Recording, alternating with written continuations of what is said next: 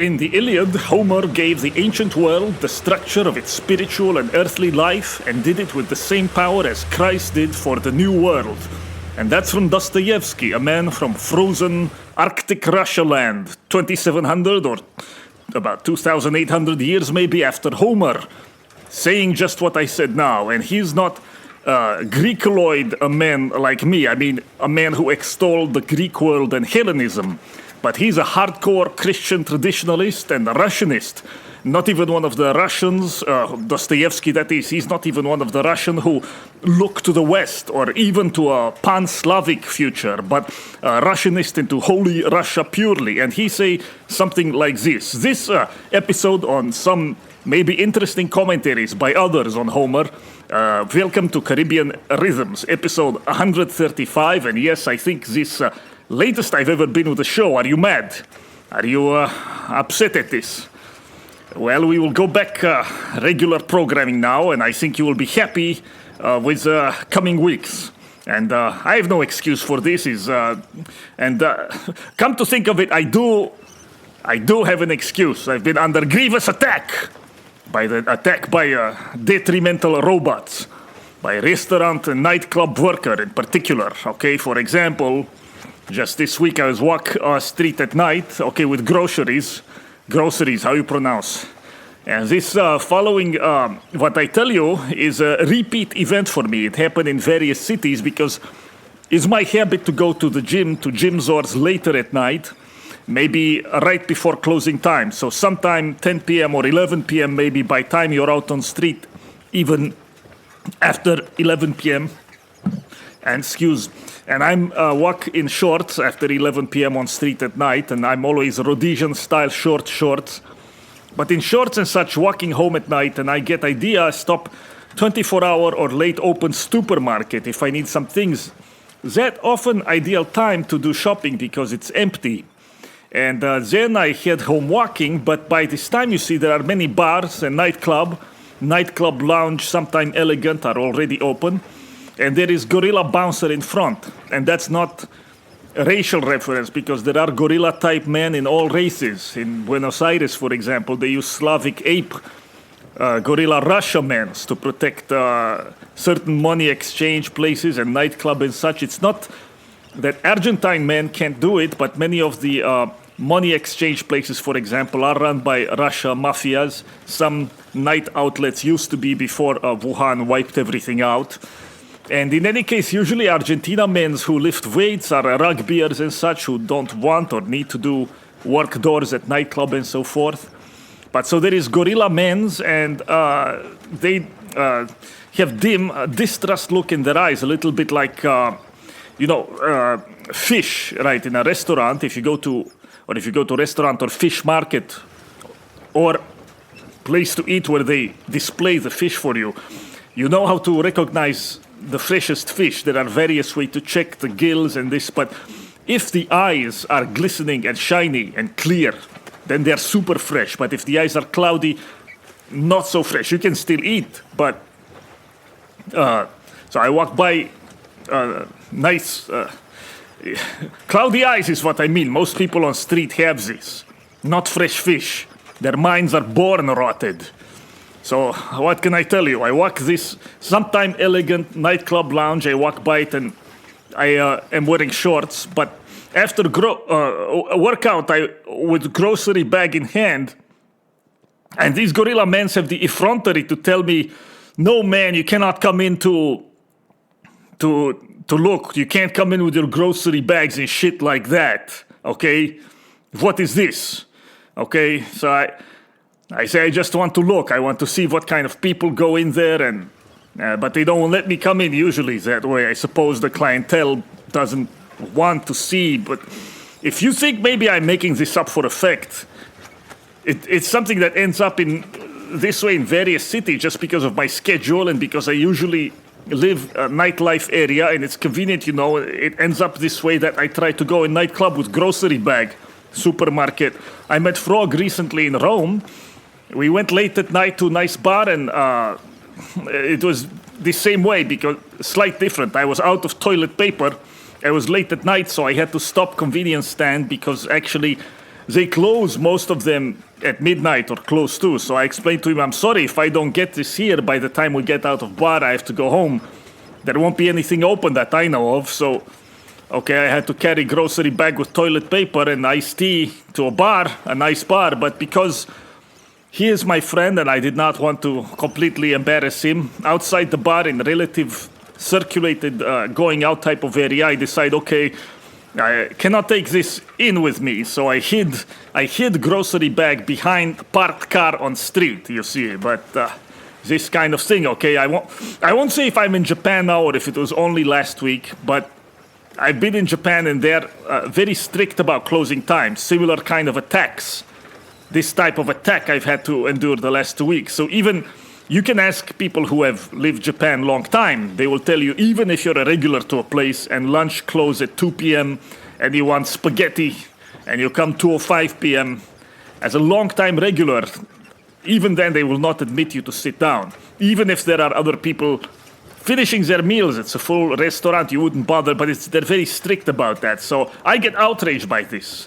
When I go to delicious yakitori chicken skewer meatball place, and I see tables full of people and they say they cannot come sit me because I'm 3 minutes late. And I think, is this true? Is really why? Or is it because I'm a dirty gaijin? I don't feel insulted by this. If they think I'm a dirty gaijin, they're probably right. They shouldn't let me into most of their establishments. But in this case, I was very hungry and I was looking forward to, they make a kind of grisly chicken meatball with cartilage. And then the chicken hinds, the fatty part roasted on flame. And I was very much looking forward to this. So I chimp, okay? They don't let me in. So, okay, in our argument, I may have brought up Fukushima. I may bring up the accident and event disaster there. Why it happened in Fukushima, their negligence and many such, okay, yes, I will go there. I will expand the scope of the argument. So, yeah. And you can't chimp this way in Japan. They're very sensitive. I feel bad about it. Do you ever talk to yourself? I talk to myself on the street. I don't mean...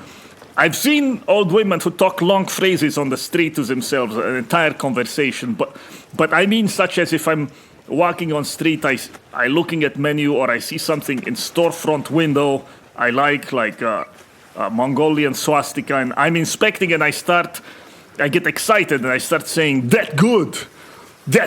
And I say this to myself, and it happens too that if Japanese lady look at me a little bit puzzled, maybe disturbed, that I would say this way in somewhat Ebonics.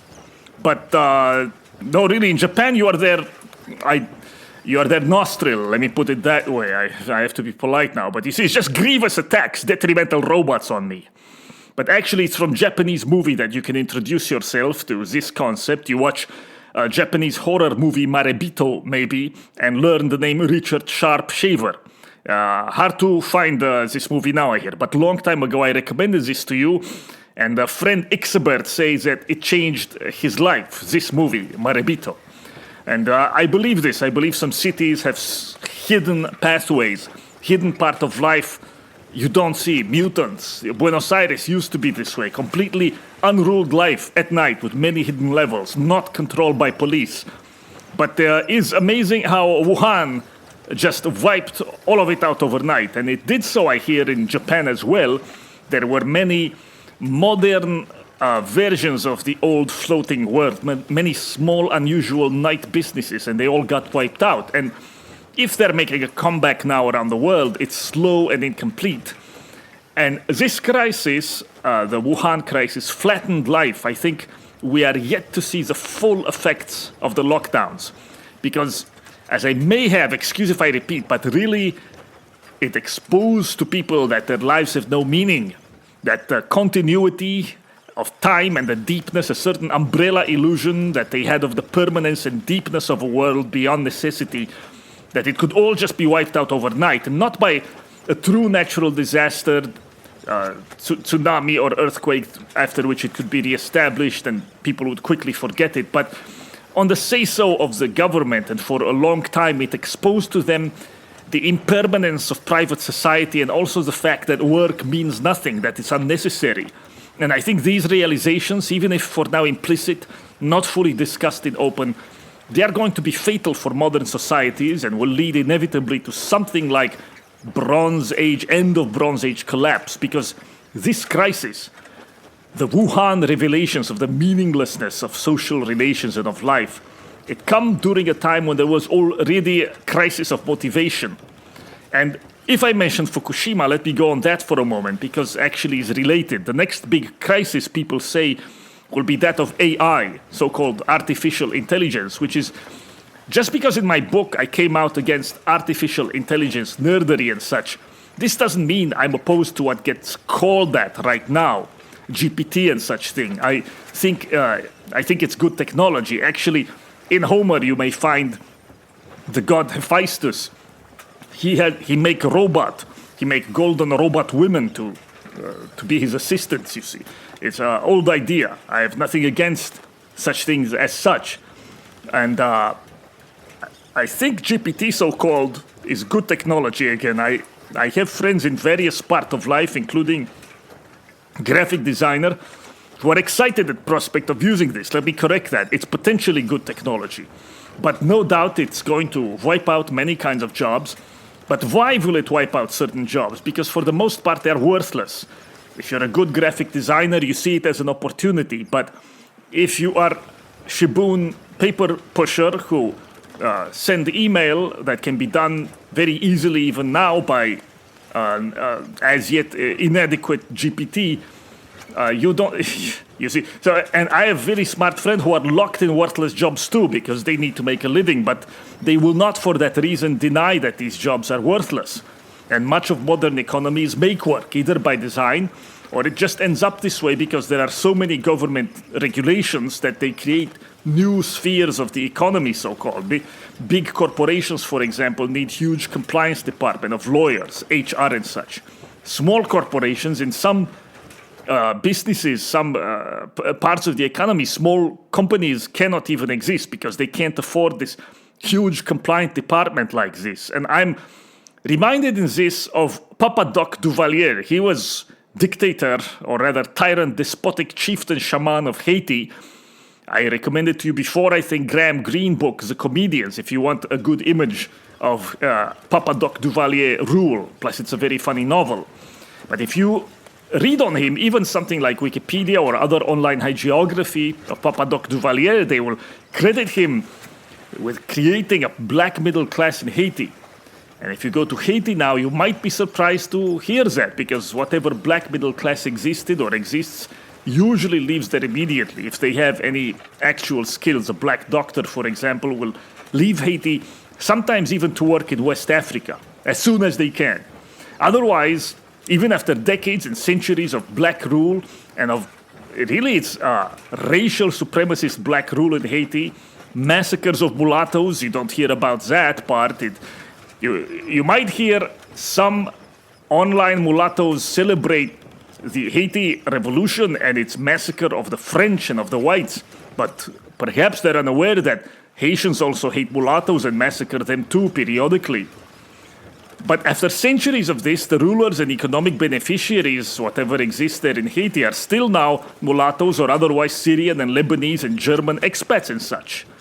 But anyway, creation of a black middle class by government fiat, that's what Papa Doc Duvalier, so-called, did in Haiti. And so that in the United States, even if you discount welfare state that has transferred the equivalent of many, many Marshall Plans from the white to the black communities over the last few decades, many equivalent of the Marshall Plan, but even if you consider just the supposedly non-welfare black middle class, ask yourself how many Shibun women are employed in make-work government or similar jobs that do nothing at all. And also how many single women too. These are the clients of the left in the United States. Entire sectors of the economy have been made to give them the illusion of having gainful employment, and it would be cheaper to put them on welfare, actually. But how many are engaged in similar bureaucratic work, either directly for government or indirectly for government as a result of laws in entirely fake, unproductive fields like HR that are not only unproductive, but are actually a drain? And so this is what I mean by AI solving problem that's not caused by nature as such, at least not direct. I mean, it is caused by nature if by that you mean the indiscriminate multiplication of these type of people and a population bulge of middle-aged deranged women's. But it's really, in the end, entirely problems of modern men's own making, a fake economy, political economy, so to speak, an economy that caters to political clients, meaning that so much of the fake economy, what percentage is digging a hole and filling it back up? And so this so-called AI that exists now, it's meant to solve that problem. And in that sense, it's more aptly called a normie simulator, a normal fag simulator. That's right. And so you talk about computers passing the Turing test. I think maybe most humans can't pass the Turing test. There's nothing there, you see. The cloudy eye of the fish. Women in particular are like this, but probably most men too. Not understand the content of language. Women don't understand it usually. I mean, they learn to associate emitting certain sounds, verbal sounds, with getting certain things, prompting certain action result, in much the same way that you can train a pigeon to do apparently complex task with operant conditioning. B.F. Skinner, you look this black box. That's right, the mind of a normal fag is a black box indeed. And so artificial intelligence is really just an artificial normal fag, which, I don't think it's that hard to simulate this. They operate on autopilot anyway. They can't train AI to hunt, for example, the way African hunting dog or other canids who are hunting dogs hunt together in a pack. But take your average humans, put 7, 8, 12 of them together, they will not be able to hunt either. So just everyone operate on autopilot. All the normies, 1,000 conversations you try to have with them, they're all the same. You have to understand my nausea. To amuse myself, I come up with wild stories. I travel from place to place. So I get to sample normal fags of different so-called cultures, but everything homogenized now. I try to entertain myself, make up stories. I may have told you some, yes, I'm a Satanist searching for this amulet. There's a lost temple under your city. I'm looking for my sister's killer. I am in your country because I've been deprived of my citizenship as a dissident revolutionary in the Republic of... you can just lift this out of movie Dirty Rotten Scoundrels if you want. It's wonderful comedy. Maybe you watch Steve Martin. But whatever you say, after a while, you notice almost all the conversations with normal fags end up being the same. Then your own cycle.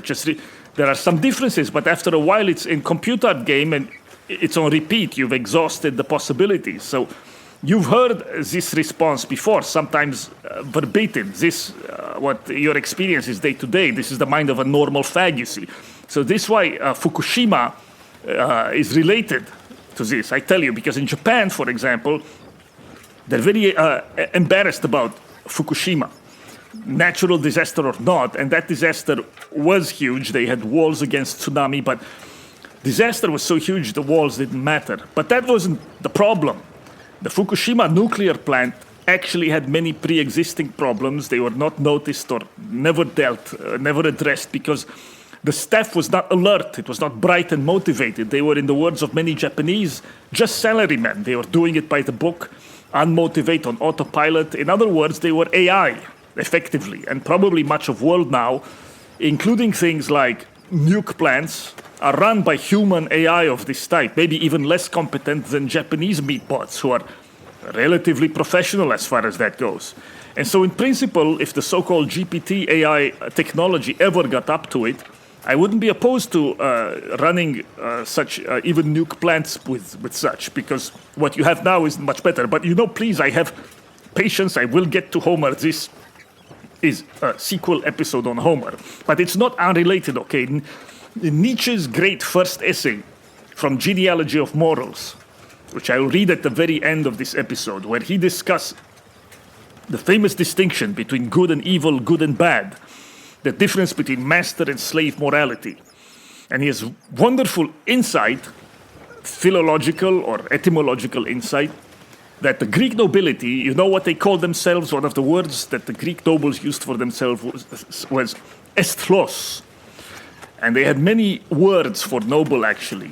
Agathos and so on, Kaloska, Agathos, but there was esthlos, and this was one of the most important ones. And it's especially prominent in poets like Theognis and Pindar, who are the poets of aristocratic spirit in Greek times. And this word estros, it came to mean noble. In particular, it meant nobility as truthfulness. Compared to themselves, they saw the common man, the slave, as the lying man. So estros meant something like noble, frank, straightforward, truthful. But that actually even was a late reinterpretation of very ancient primal word. In its beginning, this word come from the verb esthai, meaning literally to be. And so at its root, the noble man, the estros, is the man who is, who truly has being, who is a man of nature. Whereas by contrast, all of these other humanoid shapes, these beings you see around, they're mere shades, they're empty vessels. In other words, they were recognized in ancient times as AI, NPCs as you call them.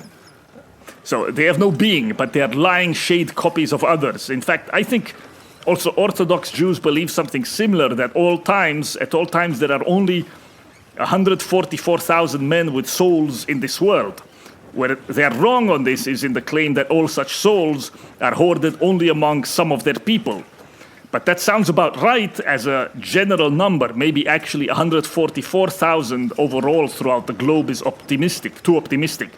I don't know when that doctrine first came about, but presumably it was a time when there were far fewer people overall in the world.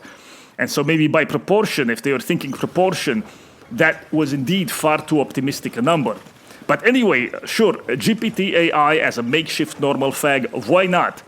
But at the moment, GPT actually is not so good. I know some friends say it made a wonderful legal brief or summary of scientific papers or such.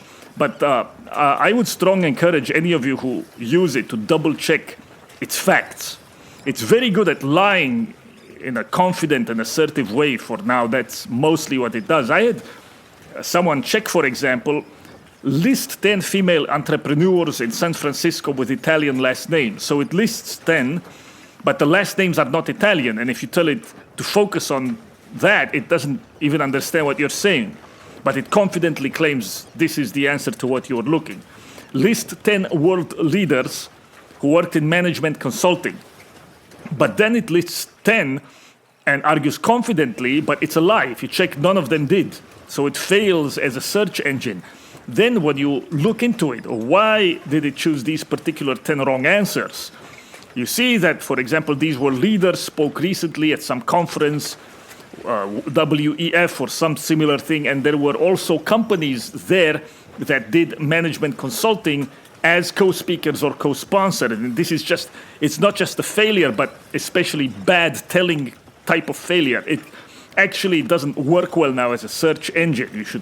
You should double check it if you, but I'm not even sure what data set it's trained on.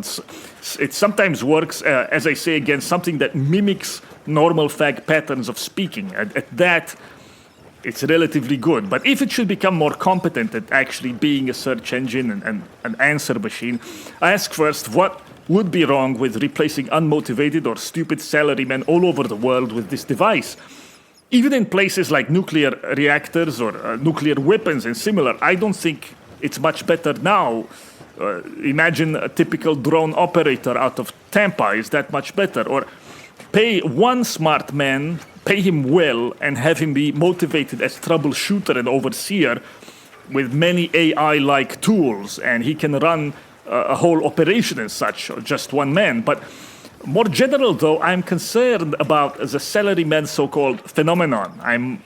What that means in general, because you can ask, was it always such? I don't think it was. I think there was a time of hopefulness in modern life since 1800s or so. So I will just address industrial era and after for now. I won't talk about problem of motivation and such in pre-modern times, but our era is really one with death of belief, the death of religion. It's a secular and industrial and commercial era for the most part, but there was still a time of hopefulness in it where it could sustain itself with teams of smart men working with motivation on various tasks. But something happened, and there are arguments about what and when, but something did happen, I think. And whether it's declining human capital as such, declining IQ for biological reasons worldwide on average. I don't think it's that yet, although I think in long term that's a problem. Or whether it's motivation decline or some of both, but something did happen. You need both things, at least in some balance, right? If you have somewhat less IQ power, you need somewhat higher motivation and vice versa, but you need both. Even the smartest man will slack off and will let things go to waste if you don't give him real incentives.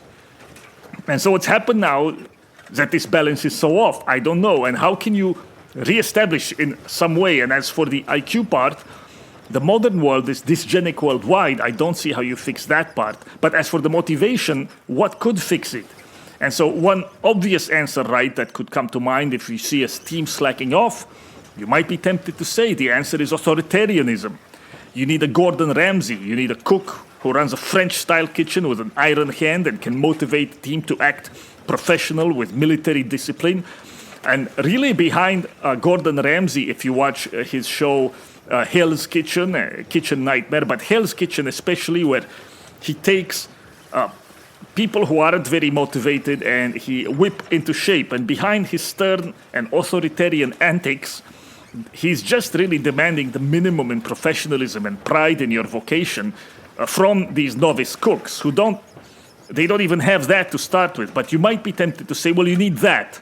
Or you need an Elon Musk or a Bezos type executive, someone who both motivates his team, rules them with an iron hand.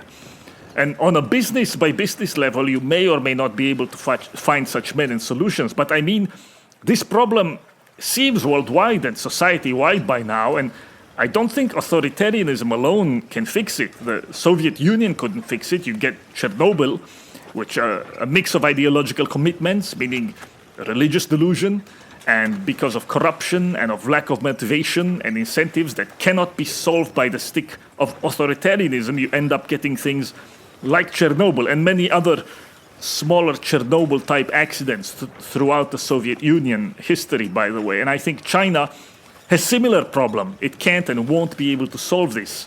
Someone like Trump, that may come closer to what can, maybe, because it actually motivates people with enthusiasm, somebody who can, at his best, inspire people with a hope for the future. But you can see the resistance he and any other similar leader would get across the world. And it's not a set of policies. It's a sense, I think, that men must have a correct apprehension, not just a false sense, that they have some ownership in their territory and society, which they do not now. And the Japanese men do not, by the way, despite the superficial anti-feminism of Japan and the fact that women are indeed more feminine and elegant and so forth. But the life of average Japanese salaryman is a horrible drudgery, hard, long work all of his life. And the wife may actually not work at all. She go in afternoon, take photographs of her coffee latte, and may only maybe she work a little, and then when retirement comes, very frequently their wives leave them. They divorce them in old age and abandon salarymen after a long life. It's really a miserable and bleak life by a people that they've always had a pyramidal structure. So most of the population has always been wiped out, obedient and unfree, except a few samurai and nobles at the top. But you know what has happened since World War II and that time. So I mean to say that even in Japan, where the same pathologies don't exist as in the West directly, and where they don't have, for example, the problem of migration or out of control apparent feminism, but there are attempts to introduce both of these things there as well, to have them adopt migration and feminism. But still the combination of maybe declining human capital, plus certainly declining motivation, and ultimately no way to solve this, I think, because no modern government, no society wants or would tolerate that kind of course correction. I mean, no one will hand you ownership of a territory. Either men take it or they waste away like this worldwide. And so then AI, or what gets called AI, would be something that could come in, pick up that deficit of whatever combination human capital, IQ, motivation you need to keep a technological society maintained, at least running, even if not innovating. That's the idea anyway.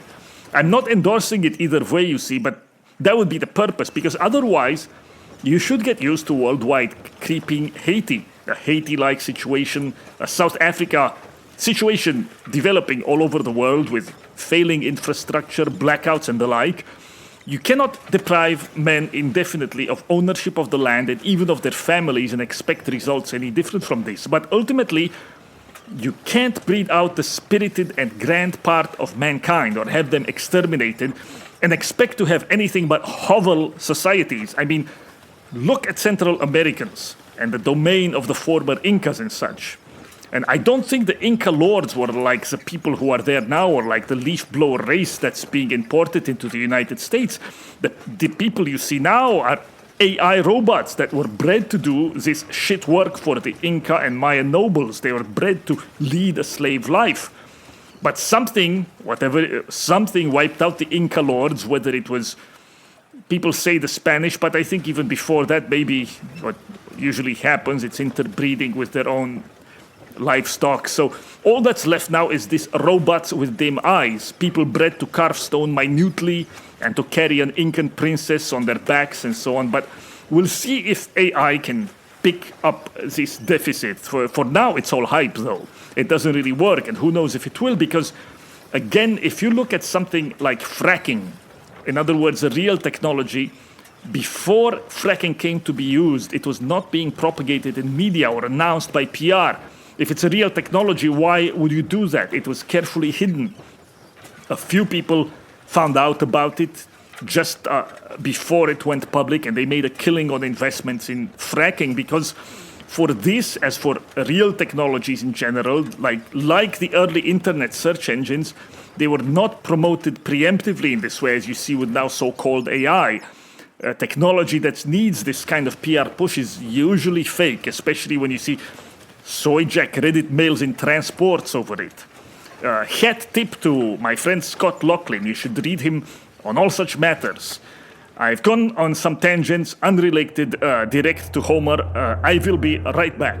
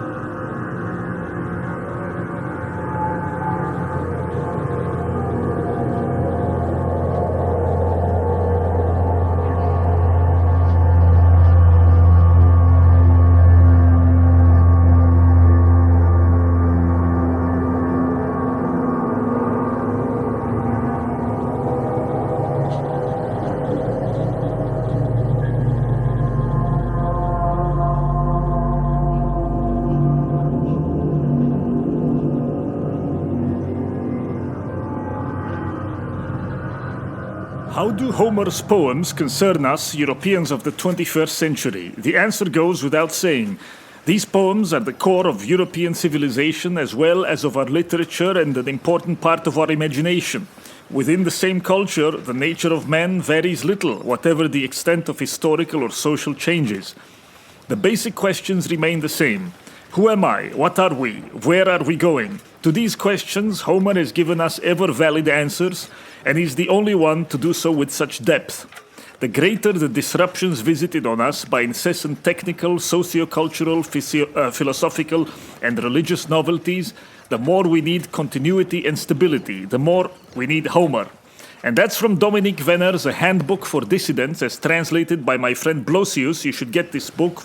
I think It would be good, very good reading, not just for you, but good introduction to important problems and such for maybe if you know an 18-year-old or maybe even a smart 14 or 15-year-old. It's good presentation of problems in spirit that have animated the European right, especially since after 1950. Title is Western Samurai, a handbook for insoumis, which doesn't have direct translation in English, but basically those who do not submit, those who are defiant. I'm not a big fan of the word dissident myself. I think it's become cluttered, too many connotations over the last few years. But yes, that's beginning of Dominic Venner's chapter on Homer, which these are sentiments about Homer that you may have seen. Again, even Dostoevsky holds, but many others. Venner lists the opinions of Montaigne and Goethe. Many others say same thing. Homer is it. Homer is who we are. And of all people, Luttwak recently had a tweet on this. He asked some Chinese official, why are you reading the Iliad? And the Chinese answered, it is the source code of the West. And I think this must be so. It is Homer who was the teacher of Greece, and through Greece also of much Roman spirit as well. And this strain of Western spirit, you would actually expect this to be exalted by a secular age, supposedly secular age such as our own. In the same way, it was exalted by other secularists like Gibbon and those from 18th and 19th century who wanted to move away from the Bible and back to what they saw or hoped would be the true source of European distinction, Homer and his legacy in Greece and Rome. And I say hoped because someone like Schopenhauer, for example, who saw Europe's classical past, again the Greeks and Romans, as very much superior to what came after. Nevertheless, he said, well, it's a different civilization and we live in something else. And so we are not truly continuous. This is in Schopenhauer's mind now. Europe not truly continuous with Greece and Rome, but should always look up to it as a way to de-barbarize itself. That's Schopenhauer's opinion. But the supposed secularists of our time, they are more hostile to this strain of Europe than they are to the Bible. Isn't that remarkable? And the Bible for them, for the left now, is actually relatively easily brought in line with social gospel and leftist populist thought. In fact, for all their perversions of this spirit and theology, and they are certainly perverting it, but there is nevertheless a long tradition of leftist activism that can claim legitimacy in the Bible. And not just even in the New Testament, but the prophets and such from Old Testament are frequently invoked. Karl Löwith again considers Marx a continuation, a secularization of prophetic tradition in Old Testament, which I believe is Spengler said something similar. But one of the most recent and influential such preachers was Martin Luther King, who of course was also a Marxist. But like I say, Christian Marxism may well be an intended religion of the future. I think they can reach quite easy accommodation with it, even if it's, yes, I know it's a perversion of that theology, but perversion or not, they are attempting such a synthesis. For example, the seminaries now and the divinity schools in United States where they are teaching such things as that Passion of Jesus is the process of coming out of a gay man, which sounds absurd, and my friend Thomas Seven say they couldn't possibly believe this, but I think they do. They can twist into it somehow. Whereas for all the overt pederastic rites of ancient Greece, they have a much harder time bringing that tradition and those texts, the Greco-Roman texts, into the leftist fold. It's not that they don't try occasionally, but in fact they try much less. And usually when they engage with Greco-Roman antiquity, it's to denounce it as actually the source code, so to speak, of white supremacist, hetero-patriarchal, colonialist, exploitation by the rich and so on.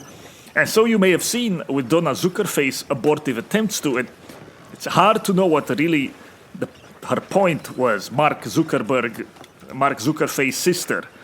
She saw right-wing engagement with the classics as problematic, not just among the so-called alt-right, but in decades past, and many such words, but she couldn't really say that so-called appropriation by the right of the classical heritage was wrong, because much of the fake scholarship of people like herself, the people in her circle, was at the same time trying to make a point that ancient Greek texts were indeed supremacist in these other words. And in that vein, there is translation now by one Emily Wilson.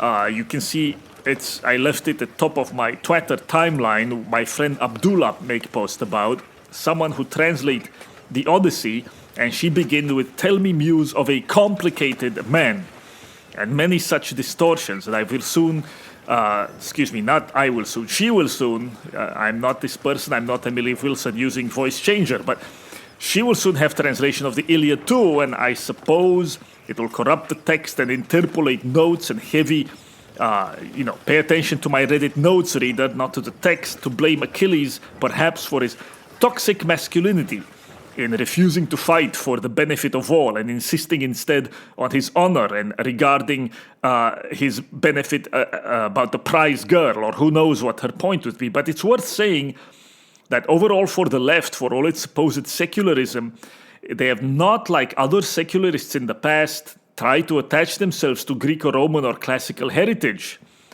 But it is secular, I think, in the same way that the Russian Revolution Bolsheviks are secular. And so, like Nietzsche says of the French Revolution, the contemporary left is very much the spirit of Judea. It's not the spirit of Rome. And so it will always instinctively abhor Roman and Greek spirit, which is the spirit of a conquering and aristocratic race. But I say it is this strain of the West, particularly in Homer. It's not really translatable to other peoples. It's really unique to the European peoples and their drive for excellence and exploration. And not only because these aspirations are a matter of blood, although such dispositions surely have a natural basis as well, but I think it's because it's inherent in a way European children have grown up generation after generation in a culture that was fed by multiple other streams, national, philosophical, ideological, political, and so on, that support this spirit from different sources. In other words, think of Homer as one of the great sources, maybe the original source of a big river that is also, however, it's fed into by many other tributaries. And these tributaries are the various relatively closely related national cultures of Europe, of pre-Christian Europe, which sprang from a source, again, very similar to that of Homer themselves, where the spirit of feudal, free men and the warrior spirit was never quite blotted out, the spirit of the ancient Saxons, for example.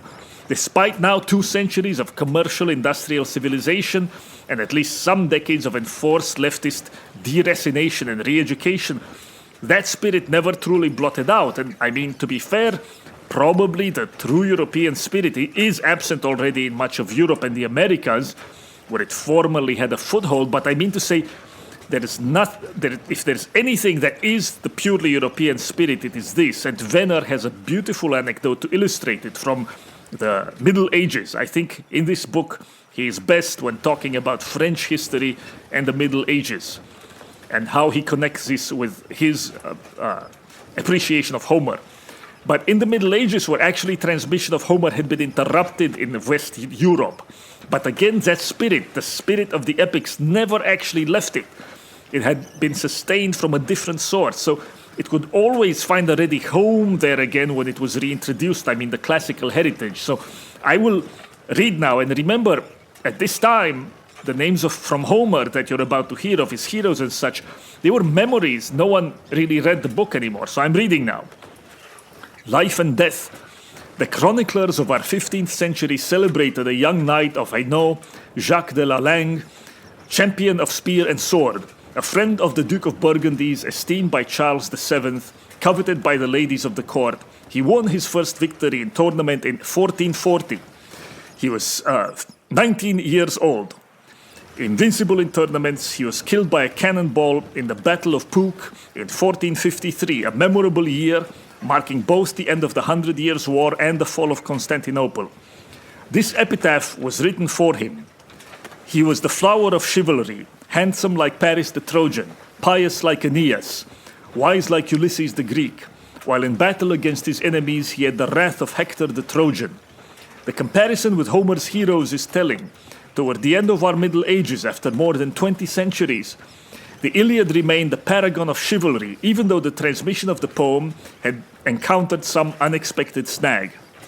For 20 centuries, the fundamental representations of the best had therefore remained unchanged, Like the heroes of the Iliad, authentic, noble, and skilled men competed in courage and sought in action the measure of their excellence, just as women sought in love and self-giving the light of their existence. Everyone cared only for what was beautiful and strong. I repeat what I read from Venner. Everyone cared only for what was beautiful and strong. Always be the best, Peleus recommended to his son Achilles, and excel over all the rest. Iliad, 6th book. When Penelope worries herself at the thought that her son could be killed by the suitors, she fears above all that he will die without glory before he could accomplish all he had to in order to become a hero like his father. End quote. Always be the best. Remember, that is what Nietzsche distills as the meaning, the tablet that the Greeks held highest as their longing. And it's this aristocratic drive to distinction over others, to immortal fame, and to a life lived in admiration of what is strong and beautiful. This is unique, or almost unique, to Europe. I think actually a few other peoples, the Comanche, some Polynesians, the Japanese at their height, and maybe the Tutsi and a couple of others could also become enamored of Homer. It is the spiritual orientation of a heron folk, or of a people of conquerors. And this orientation is actually a little hard to formalize in theory or in a moral code, because in fact it conceives of itself as above petty moralisms and formulas. This is something else that Venner emphasizes to his credit. He is at some of his most cutting in this essay when he is comparing Homer and his gods and sentiments to those of the epics of Asia and the Levant, because unlike these, in Homer and in the Greek world in general, where the priest really had a very secondary position at best, there is not the concern over moral absolutes of good and evil, over sin, over guilt, over bizarre and parochial legalisms having to do with sexual and such matters. Does this sound familiar to you? Because it's very much part of modern leftism as well. And you know, I mock this in my book. There's this kind of very pettifogging and gross, aesthetically ugly, gross legalism over many such things as sexuality, food, and so on that you find especially among Shiites and Rabbinic Judaism and a few other sects. You go on their forums, a Shiite forum or such, it's minute details of how you should go to the bathroom. It's very, I find it very off-putting, that understanding of religion. It's very far removed from spirit of Homer. There is none of the abasement also before frightful deities who rule through terror and who impose arbitrary law codes, again through horrible fear and injunctions and many such. In fact, the gods in Homer, as Venner points out, they're not really taken seriously, and often in interactions between Zeus and Hera, for example, Homer almost uses the gods for comic relief. There are domestic scenes out of a romantic comedy or sitcom, and Hera, Zeus's wife, used perfumes and many such things to seduce and deceive Zeus, and then he wakes up and he's angry at having been deceived, which is why Plato, who had a moralistic mind, tried maybe to blame Homer precisely over this, not taking the gods seriously enough. But blame or not, maybe Plato studied too much with the Egyptians or such, but it was this that ended up being the spirit of the Greeks with regard to the gods and nature, of which the gods are not the creators in this worldview. And it has many reflections in other things that the Greeks are otherwise better known for, such as the discovery of mathematics and philosophy and many such. More on this in a moment. Venner distills the spirit of Homer in three things: the respect and awe for the sacredness of nature, excellence as the end goal, individual excellence even, something perhaps consequent, I think, on the respect for nature, and beauty as the horizon. It's not really a set of rules that is theorized or imposed. This is his own condensation, but it's his own condensation of a noble way of life and of heightened seeing that is shown in Homer in action, again, not in a doctrine or formula. And so there is a nice passage where Venner lists the many, and quite well known, but many amazing intellectual achievements of the Greeks in the classical era. He connects them to Homer's aristocratic, nature-loving sensibility. I will read for you now. The Greeks, by training at the school of Homer, whose work embodied their spirit, proved to be the great inventors of endlessly meaningful myths. But they were not into cosmogonic speculation. They preferred the finite to the infinite, the measurable to the immeasurable. Their favorite hero was Ulysses, who combined courage with an analytic and inventive mind, as shown among other things by the scheme of the Trojan horse at Odyssey Book 8. Wasn't he the protege of the goddess Athena, whose symbol is the owl, the bird that sees in the dark? The Greeks' mindset drove them to search for rational explanations for phenomena and to rely only on themselves to understand the universe.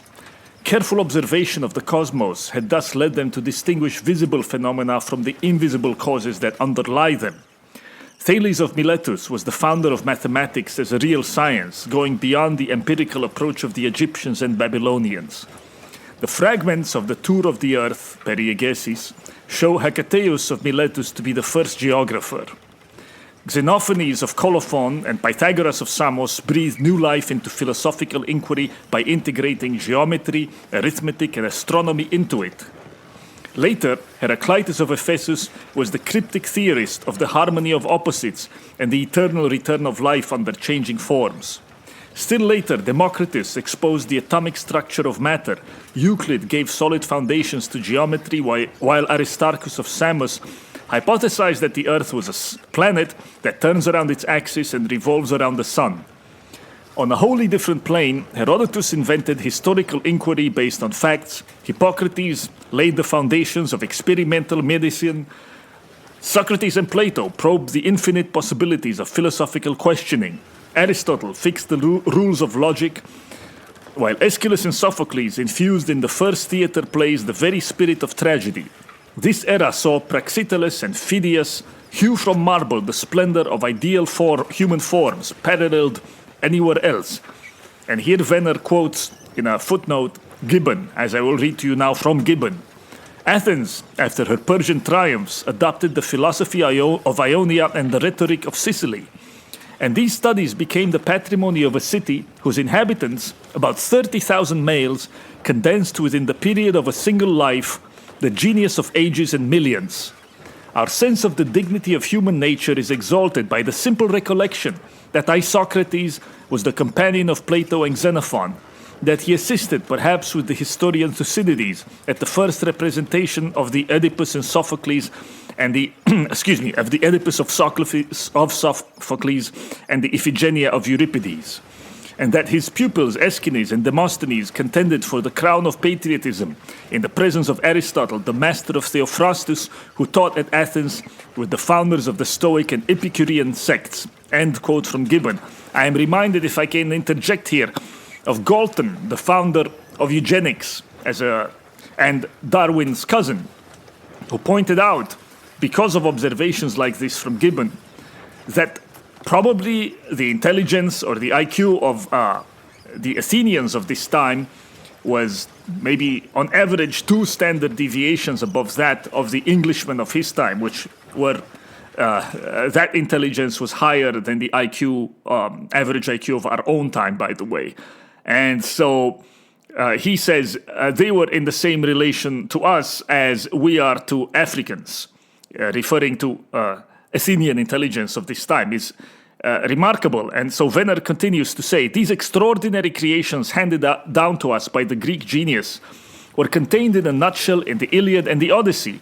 The 2 poems place at the center of the story the awestruck observation of nature and the individuality of the characters, something we do not find at this point in the tradition of any other civilization. The gods, unlike the dreadful deities rife in the Levant or Asia, never impose on them an arbitrary moral law under the threat of horrible punishments. In their very excesses, Homer's characters are never judged according to abstract categories of an absolute moral good or evil, but rather according to what is noble, generous, and fair, or unworthy and low. A steadfast acknowledgement of individuality permeates the 2 poems. This ethos became expressed in sculpture since the classical era. It lit political institutions, law, and the idea we have of the freedom of the city, the privileging of noble natures over the grievances of serfs. Yes, do you like this? And I think this comment on sculpture quite special also because it was this love of individuality. Now remember, individuality isn't individualism. Venner is a hardcore far-rightist. He is one of the reasons I came to Twitter. He committed suicide in May 2013 during French protests against supposedly gay marriage. But his point was that is a kind of distraction. You should be protesting mass migration and the Great Replacement, and he commit seppuku suicide in Mishima fashion in Notre Dame Cathedral. And so he is not arguing here for individualistic so-called liberal point of view.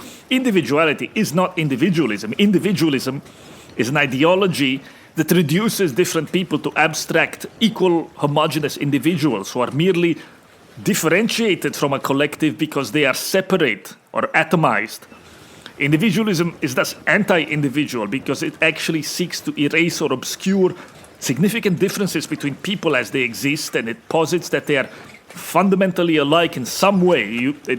At times it's defined in terms of their reasoning capacity, at other times it's in terms of their inherent supposed rights and so forth. But it posits this as the fundamental fact about people and equalizes them, under this abstraction, the individual, when in fact two persons are always unlike each other and unequal, and it may not even be right to speak of many of them as actually possessing a being of their own, although I know many would disagree with this, both for religious and philosophical reasons. I mean, the very last thing I said. But regardless, in Greek sculpture, you see, Paglia mentions the same. The uniform hieratic style that was imported in part from Egypt of the archaic statues, they're called the kouroi. I mentioned them in my book. You can Google to see what it look. I mentioned them in my book in a passage that still make many people chimp. But then by early classical era, you have statues like the Critios boy, who is a real boy with his own personality and individuality, and is no longer a copy from a typecast form. And it's very nice of Venner to connect such innovations of the Greeks to their love of Homer, because it is in actually the small naturalistic detail that show the individual character of the people in the Iliad. Famously, for example, the scene between Hector and his wife and child before Hector goes into battle. And that level of personal detail, what they say, their physical reactions, the cinematic quality, everything in that is unheard of in other epics or chronicles of the time, and even much later. And it's that awe at the full expression of nature, even in minute details, and the full manifestation of a phenomenon's uniqueness and individuality, whether it be the human form, the physique, or it be animals or something else. It's that awe that I mentioned on last episode that you see in Homer's similes, so worshipful of nature, that Venner connects this to famous later Greek achievements in the arts and sciences. And along with other commenters on the Homeric spirit who might have disagreed on other matters, but I think even men as different in their ultimate judgments as Winckelmann and Nietzsche and Werner Jaeger and with a famous book Paideia, but many others, all agree that it's not so much the Greeks understood the divine in human light or anthropomorphized the gods, as the opposite. They understood the human nature, both the physical form and the human emotions of all kinds, good and bad, as potentially divine. And what a different view of life and the world this is from our grim, dour conservatives, who they jump at my neck when I, basically quoting or paraphrasing Plato, said the secret wish of every Greek was to become a god. And of course, serfs enthralled to Asiatic gods can only interpret that in terms of blasphemy and sin. And finally, in terms of their daily petty fights with the left, which seeks not the deification of mankind or of man, but its debasement into cockroach form.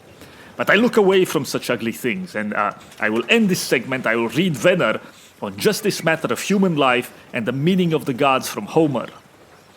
It is a thought that speaks to us in our very depths as it did the ancient Greeks, I'm reading now, who made Book 9 of the Iliad their favorite. Let us stress for a moment what is implied by the choices made by Achilles, Hector, Helen, Penelope, or Ulysses. For Homer, life, this little, ephemeral, and so common a thing, has no value in itself. It becomes worth something only because of the intensity, the beauty, and the breadth of greatness that everyone can give it, above all in his own eyes. A very different concept from that peddled by so many bizarre creeds and banalities now infesting the spirit of the Western masses, which fan the desire for as long a life as possible, even if mediocre and bug-like. Mortal, like all other human beings, be they vegetable or animal, men are nevertheless sometimes as splendid as the immortal gods. Homer often shows them to be even grander, precisely because they are mortal.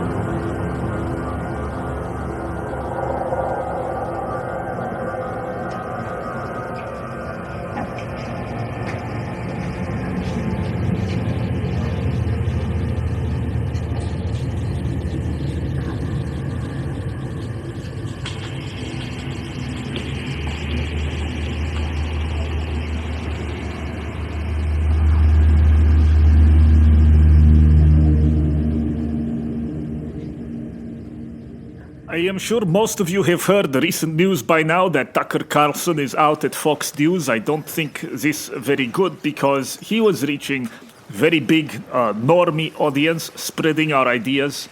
And I wonder now what will be solution. He can certainly go online and have own show and probably do quite well, but he will reach much fewer people.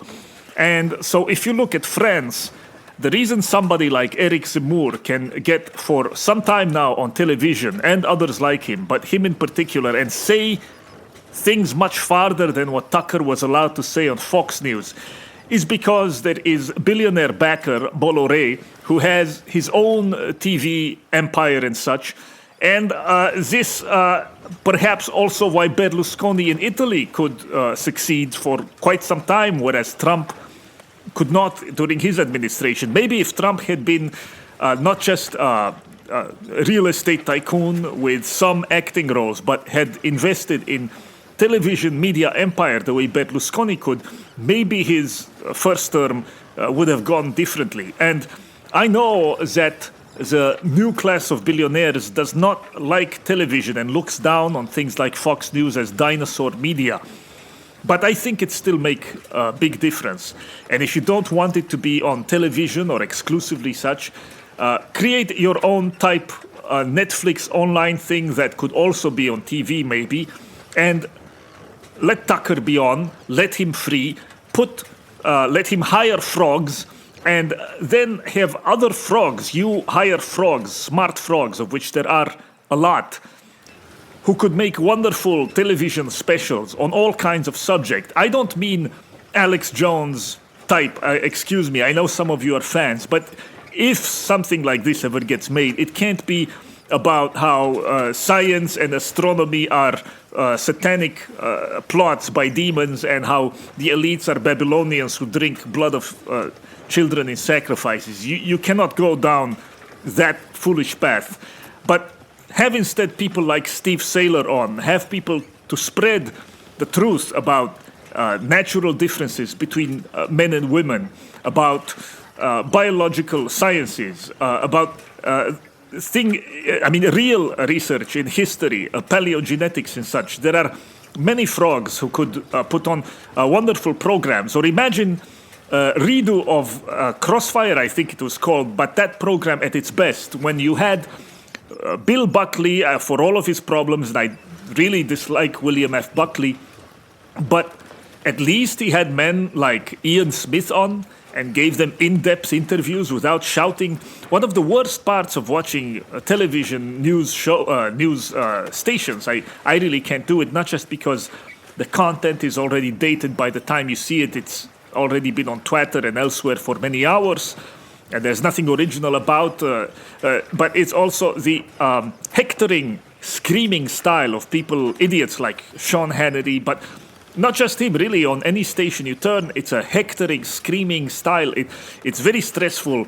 And imagine having actually intelligent interviews with people like Wellebeck, or having Tucker interview Narendra Modi or Orban or Bukele on principles of state, or some smart representative of theirs who it wouldn't be a shouting, it would be like the old Crossfire programs at their best. What would be wrong with that? I think it could be commercial success. There would be nothing like it. Maybe it won't get as big as Fox News, but perhaps it could. And I think also, again, many frog have quite some talent for graphic design and entertainment of various kinds. I would hope that is direction things could go in eventually, but I don't know what Tucker will do in short run, and I don't have any special insight on this beside things I'm sure you've seen online. Anyway, we are back now to talk Homer legacy to European men as understood by Dominic Venner and other writers. And as for Venner, he's best, I think, when he show Homer persistence throughout West European history, even in its eras when direct contact with a direct reading of Homer book was lost. It was never lost, by the way, in Byzantium. It was reintroduced by Byzantine scholars around the time of the fall of Constantinople. They had actually been emigrating to Italy some time before then. And this is what put a renaissance in Italy in full swing. But how would this have been possible? I mean, for the spirit of Homer to continue in West Europe, even when the book was not actually being read, and when there was a religion that, at least in principle, although not as it was actually practiced, but that was hostile to the classical view of Homer. But how would this have been possible unless it was a way of life, an orientation toward the world, a way of seeing things and life and what is good in life in general, that drew its source from a source more primordial even than Homer? And it is, I think, the Aryan legacy, or people call it the Indo-European. Again, I don't like that phrase, but it's the Aryan legacy of the steppe, which is shared somewhat actually even with some of the Turkic and Mongol peoples, and of which you can see a caricature, but actually still mostly correct caricature in something like Conan the Barbarian. Homer is world of the great inland sea of the steppe, transplanted into civilized and seafaring world of the Mediterranean and the Near East. And as such, he can be understood intuitively and accepted immediately by all who are already part of this spiritual biome, something like that. So that even if the book itself is temporarily removed from circulation, let's say, when it reappears, it's welcome in certain parts of the world as something uncanny that speaks to a certain type of man longings, and the ideal and ways of seeing that are already inherent, even if in an undeveloped way, but inherent in cultures and ideals of certain peoples. So why don't I say that it speaks to man, to man as such in general, apart from any cultural horizon? I mean, it does, and it can. It can speak to certain individuals at any time and place, but this doesn't explain why it's accepted so readily and welcomed by some cultures and times much more than others. And in this, I give some advice that if you want to start reading Homer, and it doesn't move you. I gave to a friend once, he's a very smart friend, and he asked me, when does it start to get good? He was a science math guy, he didn't like very much. So then I say, put it away for a while. Don't force yourself. Put it away, leave it a while. Watch Conan Barbarian, watch Death Wish or Jean-Claude Van Damme, 1980s also action movies, watch Rambo, and come back to it later with a different translation.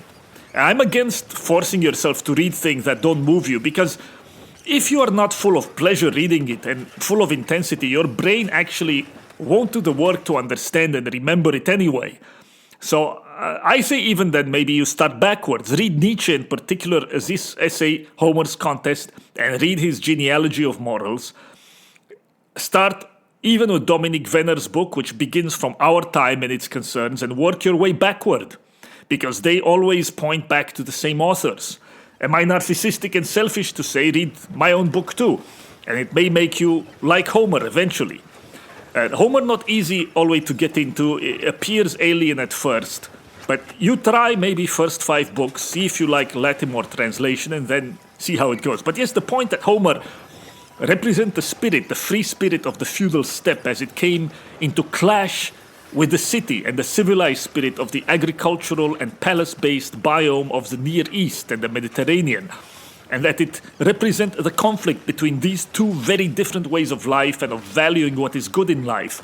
This is made by this point made by another writer, Adam Nicholson, in a book The Mighty Dead, of Why Homer Matters, where Adam Nicholson tried to capture somewhat this heroic steppe spirit and how it was preserved in Homer. I made similar point in my own book, a bit different, because I understood European life as attempt to preserve this free spirit of steppe and of mountain peoples and such within the bounds of the city, at least for an elite of that city. Otherwise, I don't really think civilization is worthwhile.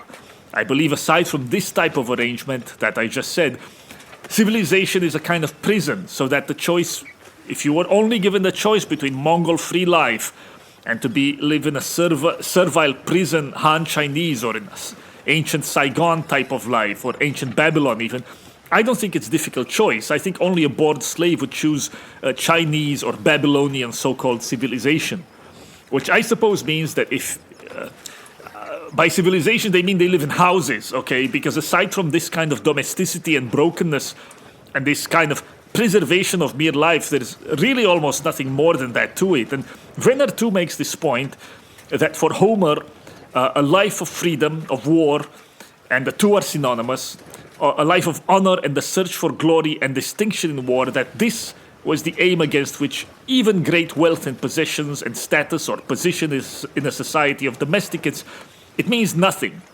And Nicholson quotes Achilles from when Achilles rejects the plea, right? Achilles drops out of the fight, and then eventually the situation gets so bad for the Greeks, it's the original and real Atlas shrugged, right? Achilles moves out of the fight. He shows the Greeks how much they needed him. Things get so bad.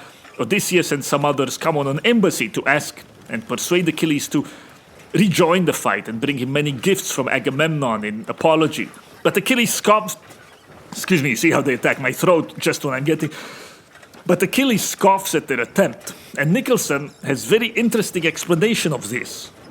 So I'm reading from Nicholson now, and Achilles is just he refuses the entreaties of the embassy.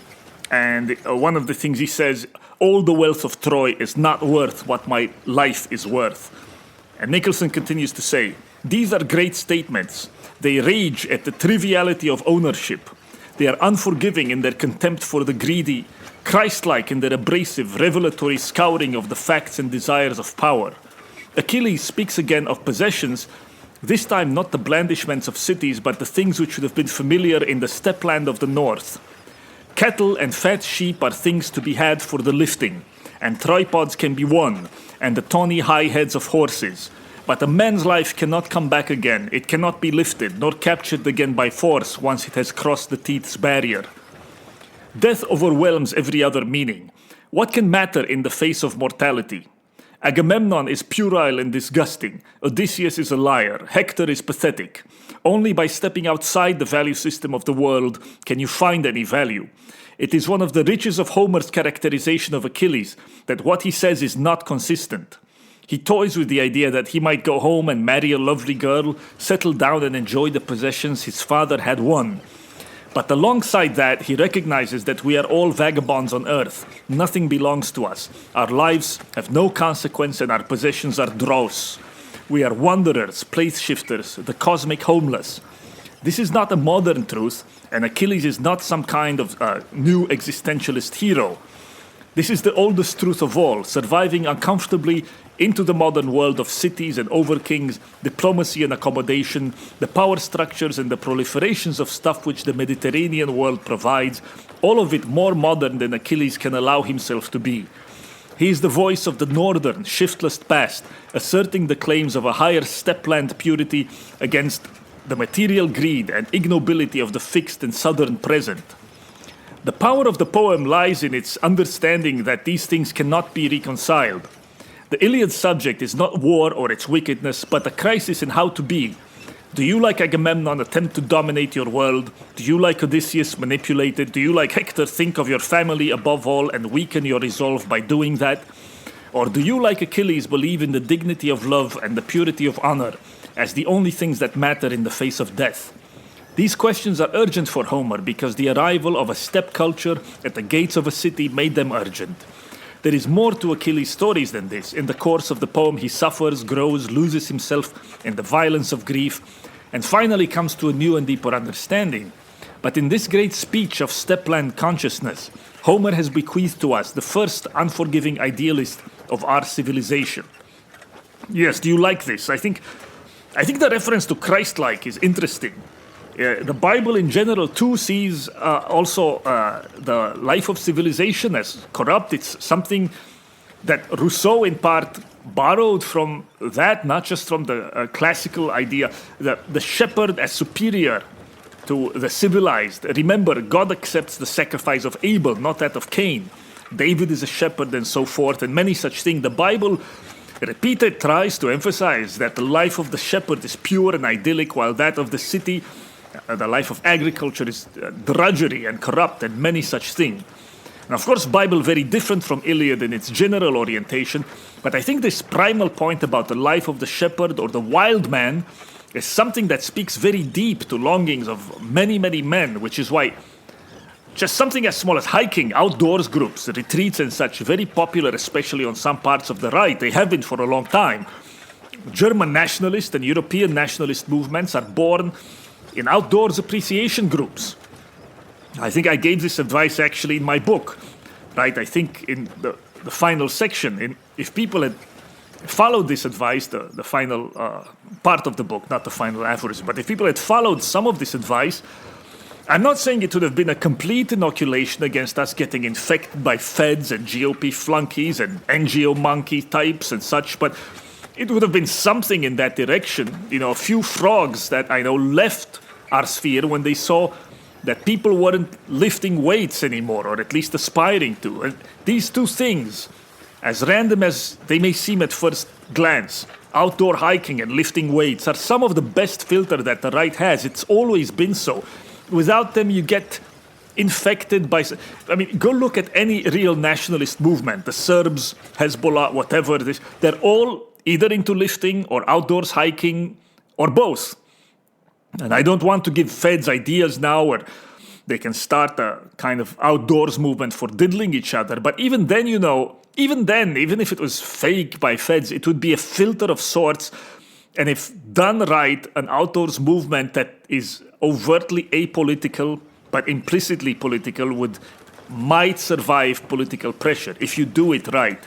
But the right, the face fag right, is entirely instead in the spirit of the influencer, the social media prima donna, and the slick GOP consultant who tries to have public conferences, public rallies, and these types of useless performances, public performances that are appropriate to something like the GOP that's already an establishment party, or appropriate once you already rule a country, but have no meaning in our situation now.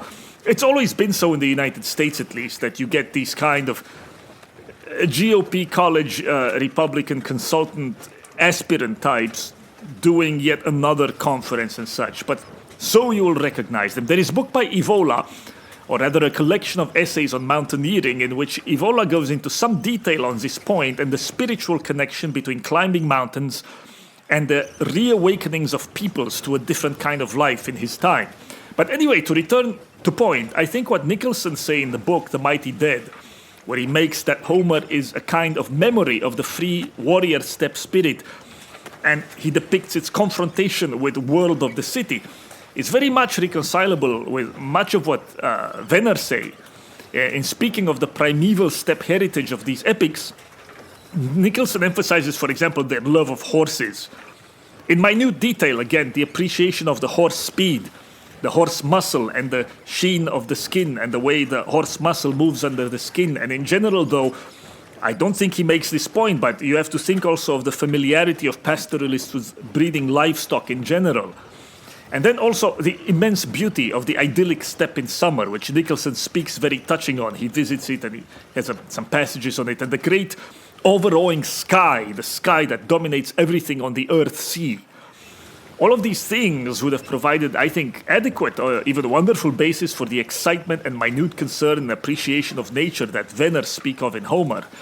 I mean, the two make very much same point, and on the matter of the drive for personal excellence and desire to best all other men, this is obvious point. There is even in the book, The Best of the Achaeans, I think it's by Nagy, because this is obviously the concern of that value system, if you want to call it that, who should be the best of all men, the best of the Achaeans, and of the Greeks in general, according to Nietzsche and Zarathustra. This was their ideal, not just in Homer. But the desire to excel above all others and to love a friend, these things are entirely and directly the heritage of the spirit of the steppe, and can even be found, like I say, at least historically found among some Mongol peoples and such. The desire for immortalization in song, for eternal glory, but glory acquired in feats of great physical and spiritual display as part of war, free, boundless, and ranging war, not confined to domestic bickering, but the primal confrontation of great men as natural phenomena. There is also some nice passage in Nicholson on the appreciation shown in Homer for technology, and in particular the technology of speed, fast ships and fast chariots, the two innovations of the Bronze Age that allowed not just the Greeks, but other peoples like the Kassites, the Hyksos, the Aryans who conquered India and so forth, allowed them these very rapid, massive conquests. And there's this sense that this new world of speed that made the world accessible, these fast ships and chariots, it's an extension somehow of the body. It's very different attitude to technology than you see now in some parts of the right, which despair that technology is the end of man and such. They didn't see it this way. It was an extension of man that increased the power of superior men. But this is foundation itself of the drive for personal excellence and of the contest or agon that many thinkers, not just Nietzsche, but Burckhardt and many others, recognize as the engine of Greek life at its height in the archaic and classical ages. By this, I mean the spirit of the steppe, the warrior spirit of the steppe, which sees the drive for personal excellence as expressed in the drive for immortal glory, which comes out when you kill great opponent. But then again, this gets formalized in the Greek agon, or the Greek peaceful struggle for supremacy.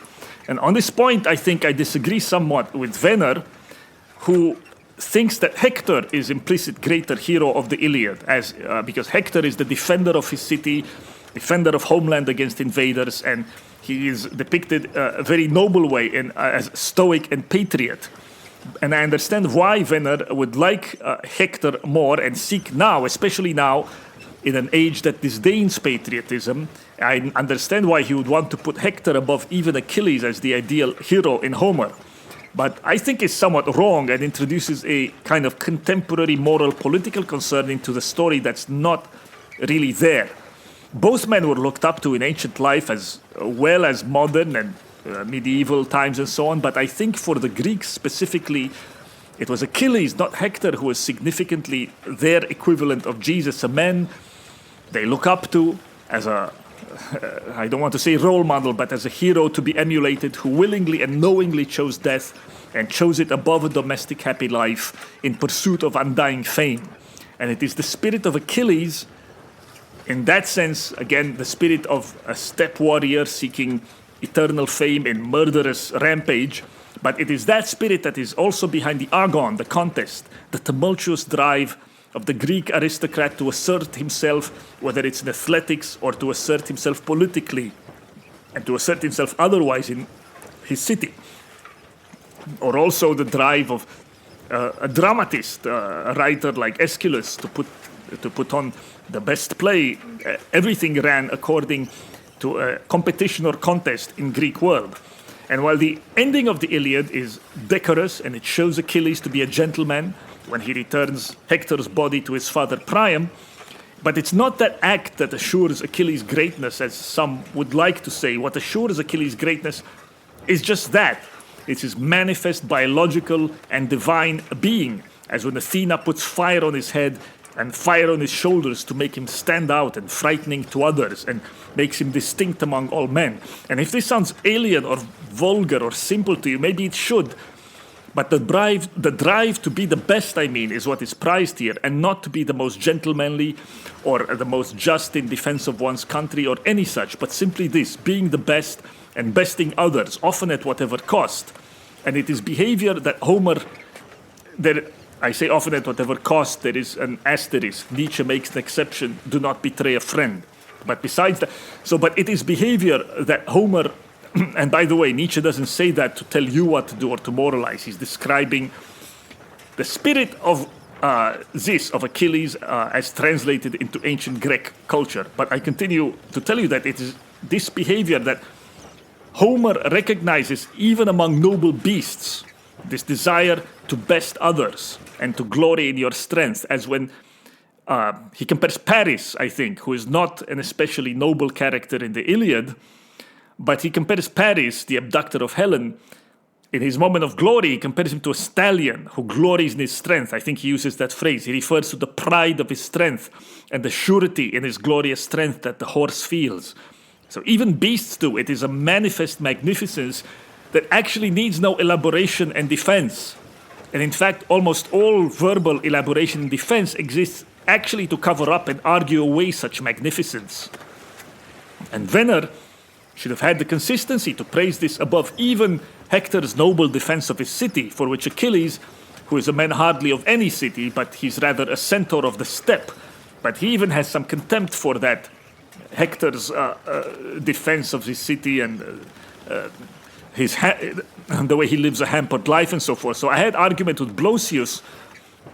He's a friend and he translates Venner over this friendly argument because although I think along with Venner that the spirit of the nation and of patriotism now is unjustly derided and we should hope for many Hectors, but I also think that the spirit of Hector is easy to mislead and corrupt. Duty-bound men can be misled in modern world as it is. It's easy for governments to use the rhetoric of service, duty to the fatherland and the family and so on and the nation to get people to die, as they're doing now in a meaningless war in Ukraine, where I hear 200,000 people have died, and I'm very saddened, I'm beyond outraged, I'm very saddened to know that what I told you would happen at the beginning of that conflict is happening, and the entire youth of that country is being wiped out in a kamikaze action for nothing. And it's all being done with this kind of rhetoric. And I fear that they could convince the same in the United States and just send brave white kids to die meaningless industrial war in Taiwan, even just to get rid of the young white male population. They would do that. And similar, although, for example, in France, if a group of military men were to overthrow that filthy republic that exists now in France, they no doubt would do this under the ultimate motivation, and I say under, not with, but let's say under the ultimate motivation of saving the nation and the people. And many may believe even this genuinely and to be motivated by it, many of the actors in that when the time comes. But on two levels, the spirit of Hector can be insufficient or faulty. And I say this because we live now in a time when nations and states and peoples, even not to speak of groups like races and religions, but all of these are faltered or are failing. And if you put your trust or hope in them, I think you will be disappointed. Populists make this mistake always. The nation will rise up, the nation will do this. It will never happen. Politically, it's always a small group that does anything, and especially today. And my concern is, how do you get, for example, a motivated and cohesive small group in, let's say, the French military or some other country's military, could be even in the third world? How do you get them to act this way? And then once they do take action, they must realize it is on them and them alone that events rest. They can't rely on something as weak as the nation or the people, or even expect these to be grateful. They must realize, as aristocrats of the past always realized, that they are the nation, the true bearers of its heritage and spirit, while for the masses these things actually are largely unimportant. The many are relatively homogeneous and they're happy to let gods be ignored and forgotten. But this is big matter. I do think the spirit of Achilles and Odysseus coalescing into a brave and cunning mafia is what is called for now, this, rather than the spirit of Hector, who is noble, but he is dutiful and patriotic to a solid state that adores and prizes him and already exists, and such states don't exist now. And I also wonder how much someone like Gaddafi or Napoleon, who take over their nations when they were such young, I think Gaddafi at the age of 27, and they take over their very different nations, but what motivated them, whether it was really just the desire to save their nation, or rather the desire to excel above all other men and be deified, I wonder what motivated them. But anyway, on this matter of deification and Homer, I will be right back.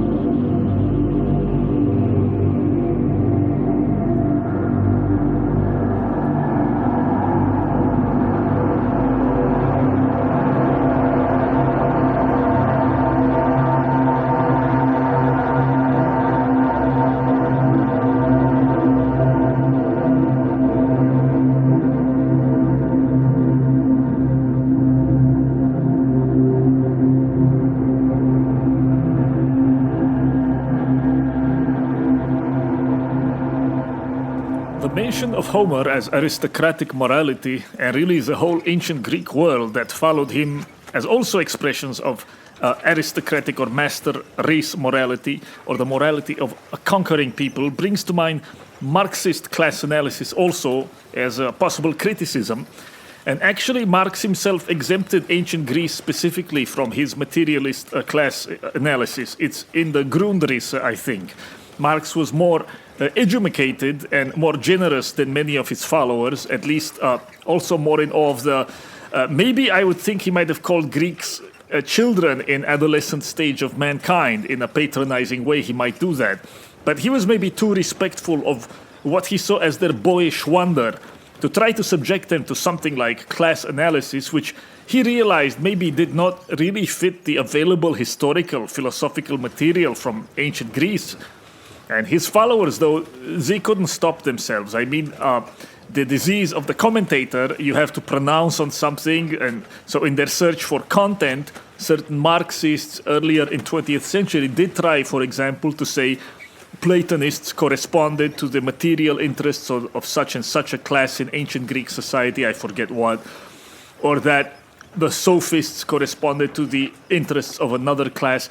The Epicureans represented the interests of landed owners as opposed to industrialists. I mean, there was quite an arms workshop industry and shipbuilding industry and such in the Greek states, which maybe their interests were represented by the Stoics. So I may be mixing them up, but all of these types of analyses were attempted by Marxists who followed Marx. And it's simply because the Marxist has to see philosophy as ideology, as an epiphenomenon or superstructure that is meant to justify or rationalize or support certain ultimately material interests. Or if they want to be fancier, they would say modes of production and such. And so you see in the work of Alasdair MacIntyre, the Second City bureaucrat has a recent Substack discussing this. MacIntyre, who is a commentator, academic, who started out as a Marxist, but then became a so-called Christian virtue ethicist. So unfortunately, this synthesis of Christianity and Marxism that I'm afraid is going to be maybe a religion of future. I've seen it coming for more than a decade now. I knew Antifa. He was Antifa-style Christian Marxist. I knew him, I don't remember exactly when, maybe 10 years or 15 years ago. He was a good guy. He seemed very nice, very decent personally, but had crazed, glossy look in the eye. And he used many type of shampoo and such. He had glistening hair and skin cream products. And I'm not saying this to attack him for that. He was, by the way, I'm not insinuating anything about him. He had girlfriend, I think. Not that there's anything wrong with that. There's nothing wrong with being gay, as Seinfeld says, but he was not. Whatever. It's just a strange case. You would not expect Antifa maybe to use many shampoos, but he was a strange case. He was driven by some kind of emotional disturbance. But that kind of emotional energy can be turned in different direction. He was a smart guy. I had hoped maybe to convert him to Sith and such, but I am too lazy and too indifferent, so I ran to Brazil instead when I could. But I'm not sure you can convert people anyway, not directly. I mean, not if they know you. If you have to outflank them. You have to go several levels deeper. You almost can never do it head on. I was converted to Nietzscheanism brutally and directly when I was 16, and my initial reaction to Nietzsche was a kind of anger and of being astounded. How could he say the things he was saying? Because at the time, I believed in a kind of Platonist Borg communism, a synthesis of Platonism, communism, and Borg as the ideal future of mankind. So sometimes I think you can just take a leftist and introduce him to Nietzsche, and that the angry response itself, that anger, if they learn to savor the anger, it can turn that into wonder and charm soon after. But maybe I'm projecting. I was never attracted to leftism as such, or egalitarianism as such ever, but to these kinds of things like Platonist Borg, because I thought it would lead to a Platonic total state and ultimately a melding of human minds into one super consciousness and this kind of thing. And now I find such projects abhorrent, but one of the things that disgusts me the most still about the idea of death is that my remains should ever mingle with those of dirty others. I mean, imagine being on a plane and be... But anyway, where was I? MacIntyre, the Christian Marxist, Professor Piledriver, and you may know him from book After Virtue, but in another book called A Short History of Ethics is where he has a kind of pseudo-Marxoid analysis of Homeric so-called ethics. I think it's very clumsy, but for MacIntyre, let me just read to you from The Bureaucrat. His mentions are quite good on this. The final line, I will read itself, quite cutting criticism of MacIntyre's entire type of thinking. So I'm reading now from Bureaucrat, Second City Bureaucrat. The Catholic philosopher Alasdair MacIntyre writes in A Short History of Ethics that in Homeric Greece, the most important judgments are passed about how a man discharges his function. What this means can be explained by analogy to an oversimplified but spiritually honest model of present-age morality, where the most important judgment is passed about whether a person is white, heterosexual, and male. In Homeric Greece, a function like king has a set of expected subsidiary functions like being brave and skillful in war and peace. The king must also be wealthy and have leisure because these are necessary conditions for the king to perform his functions. But importantly, they are also rewards for performing his functions, which creates a sort of self-justifying normative logic that can nevertheless be derived from factual propositions. Ought can be derived from is. X is a king, therefore X ought to do and receive whatever a king ought to do and receive, is a valid argument that presupposes a social function. For fun, consider my uncharitable but not implausible model of the present age, where everybody has the same function, to not be white, heterosexual, and male. This function supersedes all other functions and therefore judgments about whether those subsidiary functions have been performed.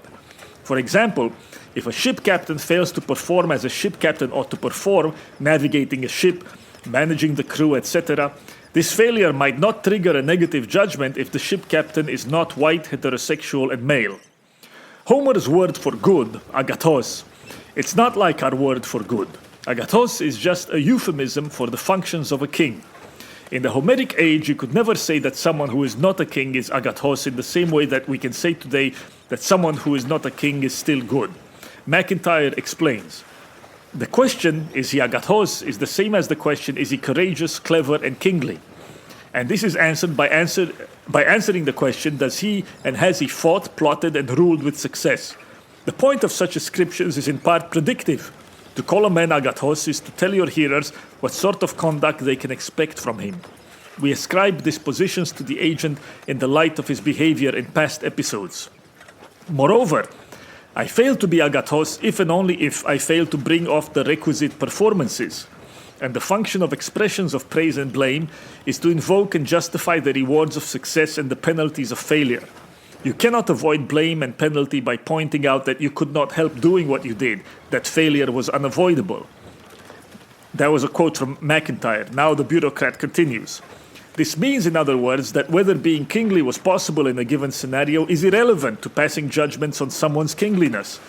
Whereas modern morality is often formalized through deontic logic, and deontic logic is almost functionally equivalent to modal logic, Homeric morality is bereft of modern deontic, modal, or related operators. This is a nerdy Anglo way of saying that there is no higher set of rules, no meta-language applied in determining whether someone was being good once we know what actions the person has performed and the outcomes they have thereby achieved. For example, Benjamin Witz at Lawfare Blog qualifies that Obama should not be condemned for accidentally droning civilians because he lacked perfect knowledge of the facts on the ground and because his droning orders were motivated by good intentions.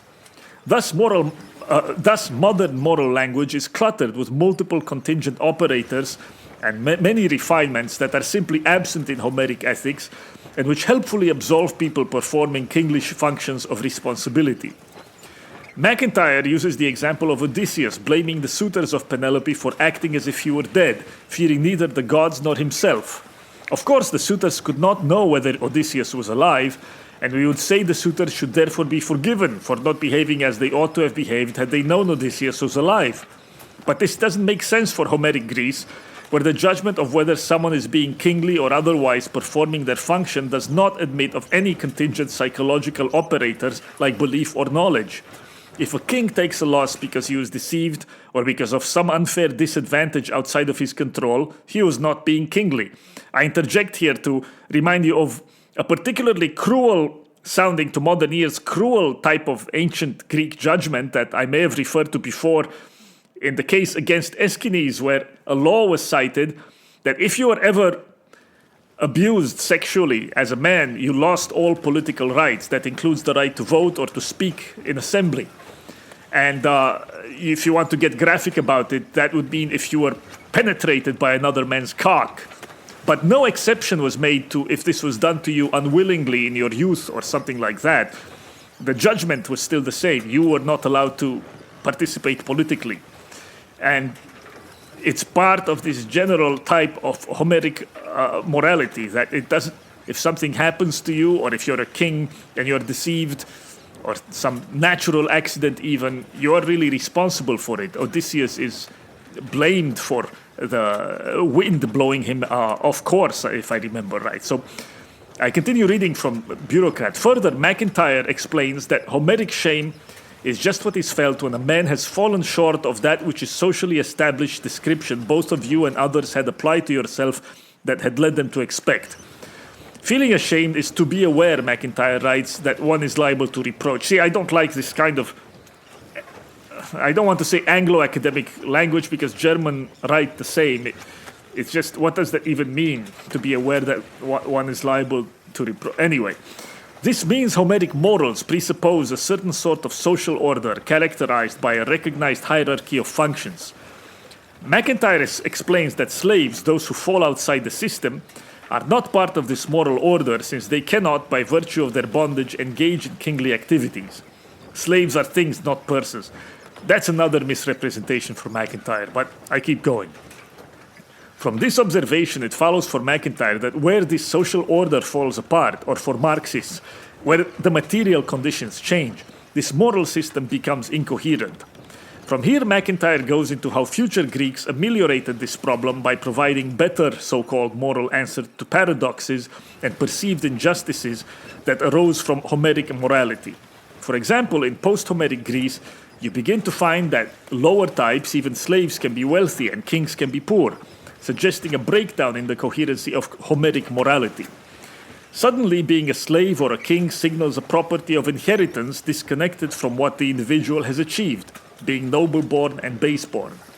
This further implies that passing judgment upon a person becomes a task which is detached from the person's function and focused upon the person's individual qualities, such that a slave could have good or kingly traits and a king could have bad and unkingly traits, all while each remaining a slave and a king respectively.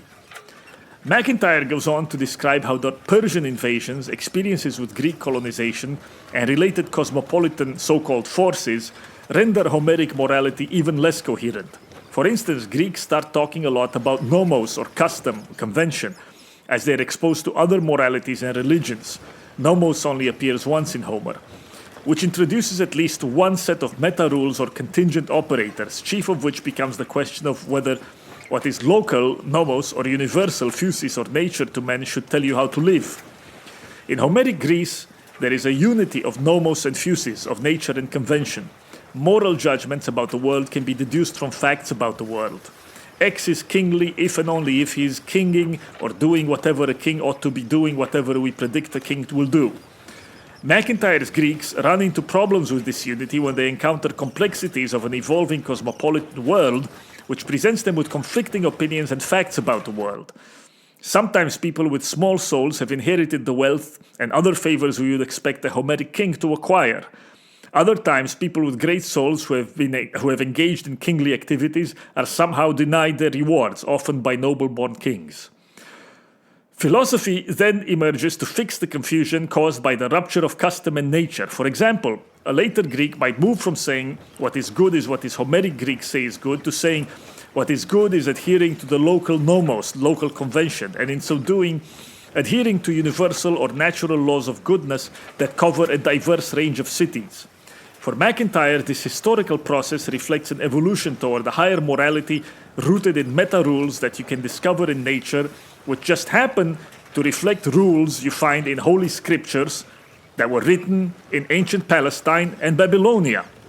It does seem curious that this Greek cosmopolitanization process should produce conclusions that coincide with written rules revealed by God to non-Greek peoples, just as they too were undergoing their own ordeals with forced cosmopolitanism. What does this say about the compatibility of MacIntyre's system with his own faith? That's a tangent for a different day. And end quote. I stop reading from the bureaucrat, but yes, you see all this. I find it a little bit strange, all of these claims. The weird coincidence noted by the bureaucrat at the very end of what I read should be enough proof, I think, that something is different is going on than what MacIntyre thinks is going on. There's no natural progression toward a better and more comprehensive ethics in the Greek history. There's rather the accommodation of ethical thinking and philosophy, which didn't even exist before. Philosophy, roughly before Socrates, didn't as much concern itself with ethics and politics. It did sometimes, but not as much. And there's an accommodation in late Hellenistic history to the demands of a cosmopolitan empire with many different competing groups under conditions of peace. It's a situation, in other words, much like our own today. And maybe I talk on future show, I wish he would come on air, but the bureaucrat in his last two pieces, which I'm not covering on this episode, but he has developed an important new argument for how to understand wokeness, or modern leftism, or libtard sensibility, call it what you want. But rather than do what others do, others trace modern leftist or libtardism or progressivism to wokeism again. They trace it back to some theological or ideological root through genealogy. It's Calvinism, it's Hegelianism, it's Marxism, or this. But he understands it, the bureaucrat does, simply as the natural outcome of group competition under a cosmopolitan empire. And the way these two, I mean both the empire and let's say Group X undergoing a process of apologia for its inability, an apology for its inability or unwillingness to fully assimilate to this cosmopolitanism. But in this process of apologia and negotiation, both the imperial self-understanding and Group X self-understanding are changed. And so-called wokeness is something that develops out of imperial need to accommodate many such groups. It's really, I am only highly condensing it here, but he gives with many examples. It's an ingenious argument that makes reference to the work of Philo of Alexandria, who was a Hellenistic Jewish philosopher who wrote, let's say around 40 AD, around that time. And this concerns an apologia he wrote for the Jews toward the Emperor Caligula, who was being very abusive, and which the bureaucrat compares this letter to apologia written by Martin Luther King while in jail. And I say ingenious because as far as I know, this is the only truly political argument that tries to understand political and actual psychological motivations of the primary actors in the development of so-called wokeness, into seeing how they actually experience these claims to justice themselves, rather than saying, oh, you know, this came out of this earlier kind of thinking. It's sort of like Hegelianism. It sounds like Calvin or whatever, or Marx, which might actually tell you nothing about how wokeness or leftism works today and why. Anyway, you should read them. I give you a highly condensed summary of what the Second City bureaucrat is doing right now. But to go back to what MacIntyre is saying in the passage I read for you, it's all deficient, I think. It's very deficient. For example, to say the Greeks are somehow forced by a late cosmopolitanism in their history to come face to face with new and different claims to morality is just wrong. It's true they did not run a cosmopolitan empire during the time of Homer, and so they didn't need to accommodate non-Greek groups as rulers over them, but they were certainly aware and fascinated by other lands, by other peoples and their ways, and they were, again, entranced by them. There is a book by Edward Said, I think you know, it's called Orientalism, but there is a counter book, I forget by who, it's not very good, but it's called Occidentalism. It's good insofar as it documents the total lack of curiosity for the outside world among, let's say, medieval Arabs. But also, if you ask weebs, people who love Japan, they will tell you for the most part, Japanese are completely uninterested in the outside world, not curious about it. And that's one of the most different and curious peoples outside the European world, meaning they're relatively readily interested in adopting foreign ways and making them their own and so on. But generally outside the European world, you don't find this fascination with foreign things and foreigners and so on, generally. But I mean, MacIntyre might want to remember the beginning of the Odyssey, where Odysseus is called a man of many ways who saw the lands and learned the minds and ways of many peoples. The Greeks were a seafaring cosmopolitan race from the start. In fact, even their precursor civilization, the Mycenaeans, were verifiably cosmopolitan with international connections, international trade and imports. They were fabulously wealthy. And you read Amarna letters from the Near East, and you see Bronze Age kingdoms were very international. Their rulers keeping up correspondence with foreign counterparts. It was actually Bronze Age very cosmopolitan world, aware of different customs of different peoples.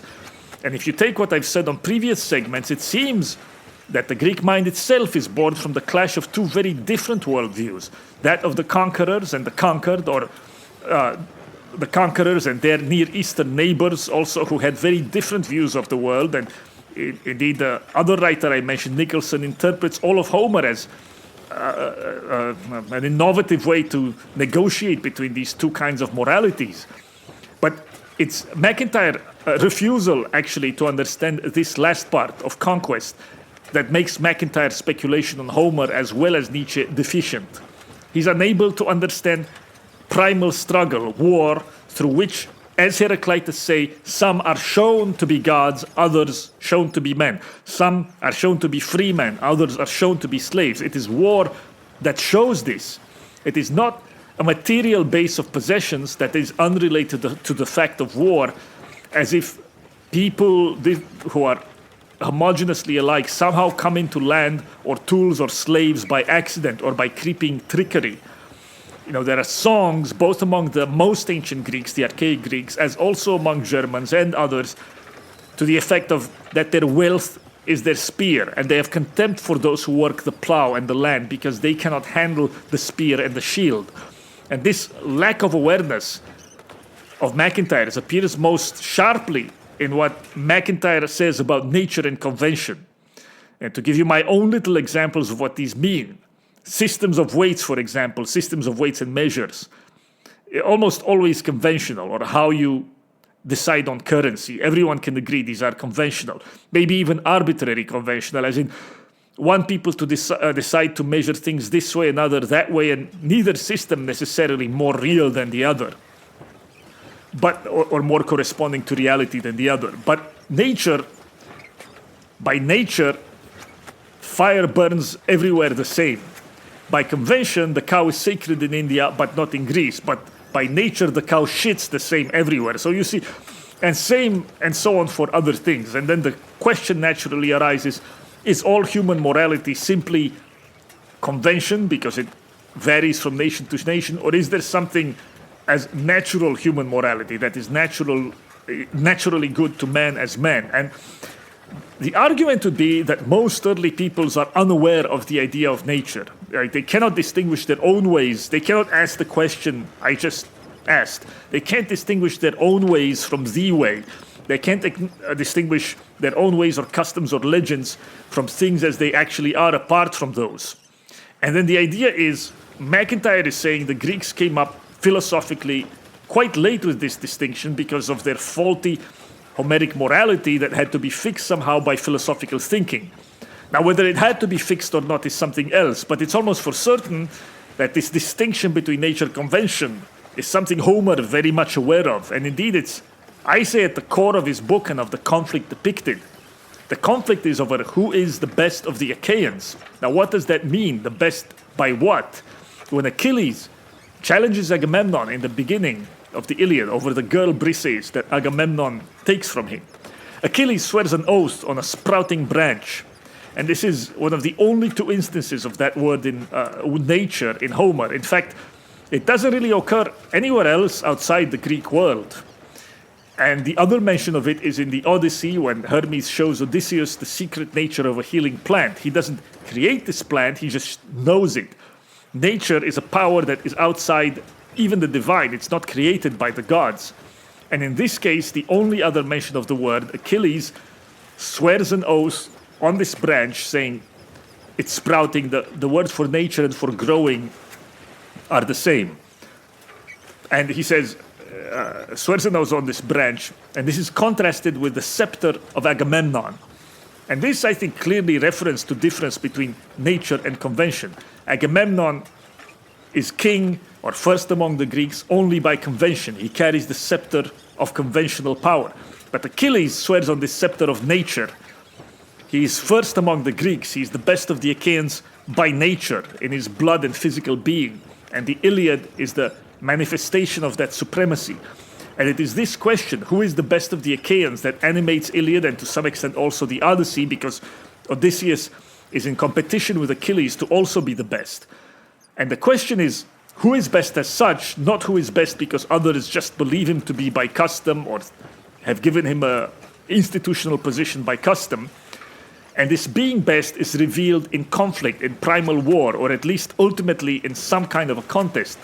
So that is a process that MacIntyre and similar kind of thinking doesn't pay any attention to, because to them, these are permanent, socially stable roles, the role of the king. And the morality is only there to describe them. But this is wrong. This is a feudal warlord society similar to Icelandic Free State, where I remind you, might makes right is a doctrine of social instability, not stability, because it gives the right to any man to challenge another individually and take his things if he can prove he is superior. And even numbers can be overcome by individual strength, by divine force or berserker power, in other words, and by political cunning. And it is in exhibiting these qualities that men win themselves a kingdom or win themselves freedom, and that the world is sorted into categories of king and slave that is done by war, which MacIntyre, in typical Marxist fashion, he refused to look into this because answers don't conform to strict analysis of what the modes of production are. Right? Because production, man as a productive working animal, is seen as something base, inherently banausic and low, having to do with the mere preservation of life in this world of Homer. And similar consideration, when MacIntyre says something like, wealth is the attribute of a king, but later Greeks find out that the slave may have wealth and a king may not have much wealth. But when he points this out as if it's some great insight of the later Greeks, he again misses point of Homer view. Because this should have been obvious to him in Odyssey again, when Odysseus ends up on beach, alone, poor. In fact, he's nude with nothing at all, a shipwreck. And this is done so that he may reconstruct his status through his physical bearing and his manner of speech and his kingly demeanor. So by nature, in other words. So MacIntyre mixes up a few things. It may well be that had Achilles not regained Briseis back and experienced at the end of the Iliad his Aristeia and killed Hector and so forth, and on the other hand, had Odysseus not returned home and avenged himself on suitors, it may be that then, for example, Odysseus wouldn't have been agathos, this word for kingly and good and powerful man. He would have been shown not to be such. But that doesn't mean that he was on the beach poor and naked on his travel home, or when Achilles was deprived of his war prize. It doesn't mean that those moments that they were not agathoi or good, this kind of, again, autistic rules-based thinking misses the point of what Homeric so-called morality actually is. And indeed, entire point here is that goodness is inherent in the blood itself, in the lineage, I mean, even, and in the physical manifestation of the body in action. And the action that exhibits this is a contest, whether it be the primal conflict of deadly war or an athletic contest. At the end of the Iliad, there are athletic contests showing the transition perhaps from this fight, the dual fight to the death, to a formalized and peaceful contest within the bounds of the city.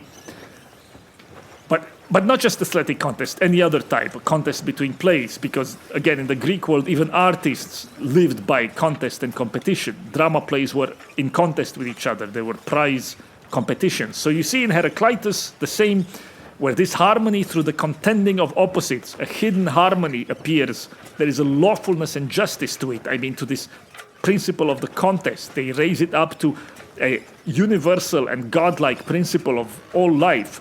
And it's amazing the obfuscation that the Marxoid Christcock piledriver like MacIntyre will go to hide this truth about Homer and the Greeks, which I think he must surely know. But the Greeks absolutely considered envy and the desire to compete and to best your neighbor. Even in small matters, actually, they consider this divine.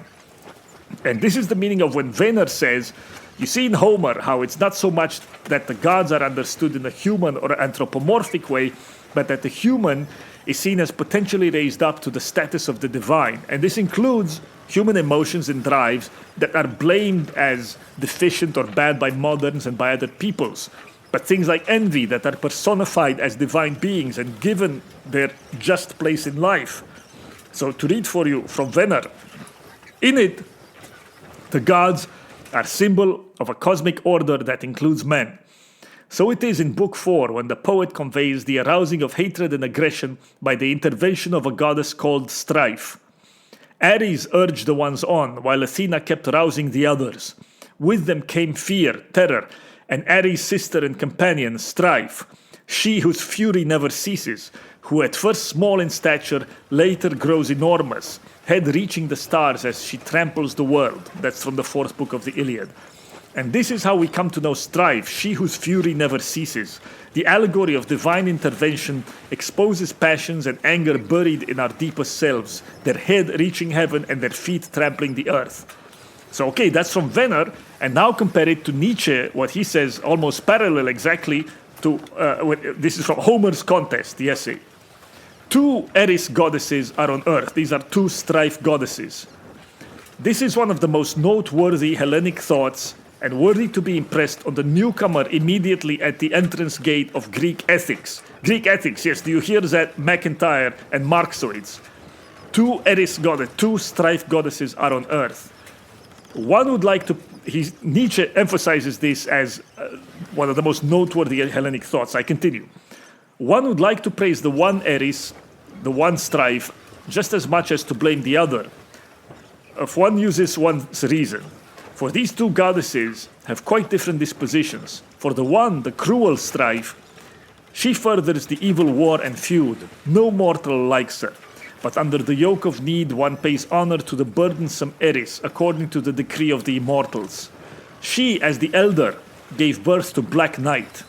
Zeus, the high ruling one, however, placed the other Eris, the other Strife goddess, upon the roots of the earth and among men as the much better one. She urges even the unskilled man to work, and if one who lacks property beholds another who is rich, then he hastens to sow in similar fashion, and to plant, and to put his house in order. The neighbor vies with the neighbor who strives after fortune. Good is this Eris to men, good is this Strife to men. The potter also has a grudge against the potter, and the carpenter against the carpenter. The beggar envies the beggar, and the singer the singer. The 2 last verses, which treat of the odium figulinum, appear to our scholars to be incomprehensible in this place. This is Nietzsche talking now. According to their judgment, the predicates grudge and envy fit only the nature of the evil Strife, and for this reason they do not hesitate to designate these verses as spurious or thrown by chance into this place. For that judgment, however, a system of ethics other than the Hellenic must have inspired these scholars, the modern ones who say that, unaware. For in these verses, to the good Eris, to the good Strife, Aristotle finds no offense. And not only Aristotle, but the whole Greek antiquity thinks of spite and envy otherwise than we do, and agrees with Hesiod, who first designates as an evil one that strife that leads men against one another to a hostile war of extermination. But secondly, he praises another Eris, another Strife, as the good one, who has jealousy, spite, envy, incites men to activity, but not to the action of war to the knife, but the action of competition. The Greek is envious, and conceives of this quality not as a blemish, but as the effect of a beneficent deity. What gulf of ethical judgment between us and him? End quote. So, yes, I stop now, but you see, MacIntyre should have been told to put down the ethical pile driving and read this or read Homer himself. But enough of such people. What did you think of the passage I just read to you now from Nietzsche? It's interesting how Nietzsche ends this essay I read from Homer's Contest, after pointing out that deprived of contest, of the, let's say, the checks and balances that competing geniuses put on each other, a Greek, if allowed total victory so that the contest stopped because somebody is the total winner, but in that situation, a Greek becomes immoderate and crazed and usually then brings ruin upon himself. And he gives several examples. Both individuals, for example, Miltiades, the hero of Marathon, or Themistocles, the hero of Salamis against the Persians, who after achieving such fame and success that there was no longer really a competitor against either of them, But then on that pinnacle, they end up destroying themselves through excess and betrayal. And he points out that the same happened to Greek states like Sparta and Athens, where they were driven by this same Homeric warrior ethos of excellence to best their neighbor. But once they no longer have competitors and they become supreme in the Greek world, they go haywire. They become hubristic, abusive, excessive. They end up betraying themselves and betraying Hellas, betraying the Greek and the Greek spirit. And the contest, the Homeric contest, that was the engine to Greek life, but it always required a second genius or hero as competitor to be kept in check. And what happens at the end of Greek history, is how Nietzsche ends this essay on Homer. And I read to you: Sparta and Athens surrender to Persia, as Themistocles and Alcibiades have done. They betray Hellenism after they have given up the noblest Hellenic fundamental thought, the competition. And Alexander, the coarsened copy and abbreviation of Greek history, now invents the cosmopolitan Hellene, the so-called Hellenism. So earlier, Nietzsche began the essay by pointing to Alexander's farcical and cruel replay of Achilles dragging Hector's corpse around Troy, when Achilles conquered Egypt and the Levant, and he did exactly the same to Batis, the defender of Gaza, tied his feet to a chariot and dragged his, I think he was still alive, around the walls of Gaza. So Alexander had always copied Achilles, you see, self-consciously copied him, just as Caesar and later others, they copied Alexander. And so the bureaucrat points this out, that the cosmopolitan empire that come from the work of Alexander and then Rome is itself the result of this contest, Homer contest, the Greek agonal spirit. But the way Nietzsche ends this essay, as you have just read, is odd. He ends it on this weird case of Alexander, who he calls this crude condensation abbreviation of Greek history. And it seems then that Alexander, the world conqueror, in the book of Maccabees, it begins by saying he had laid low all the kings of the world. Alexander is the ultimate among winners of Homer's call, right? The judgment of who should be the best. It leads to the attempt to create world conquest empire. It's very interesting that in India, the Chakravartin, the universal king, who comes out of Indian philosophy in the same way that concept of pan basileia or universal kingdom comes out of Aristotle philosophy. But the Chakravartin, the universal king, and by the way, not all cultures have this concept of world empire or universal empire.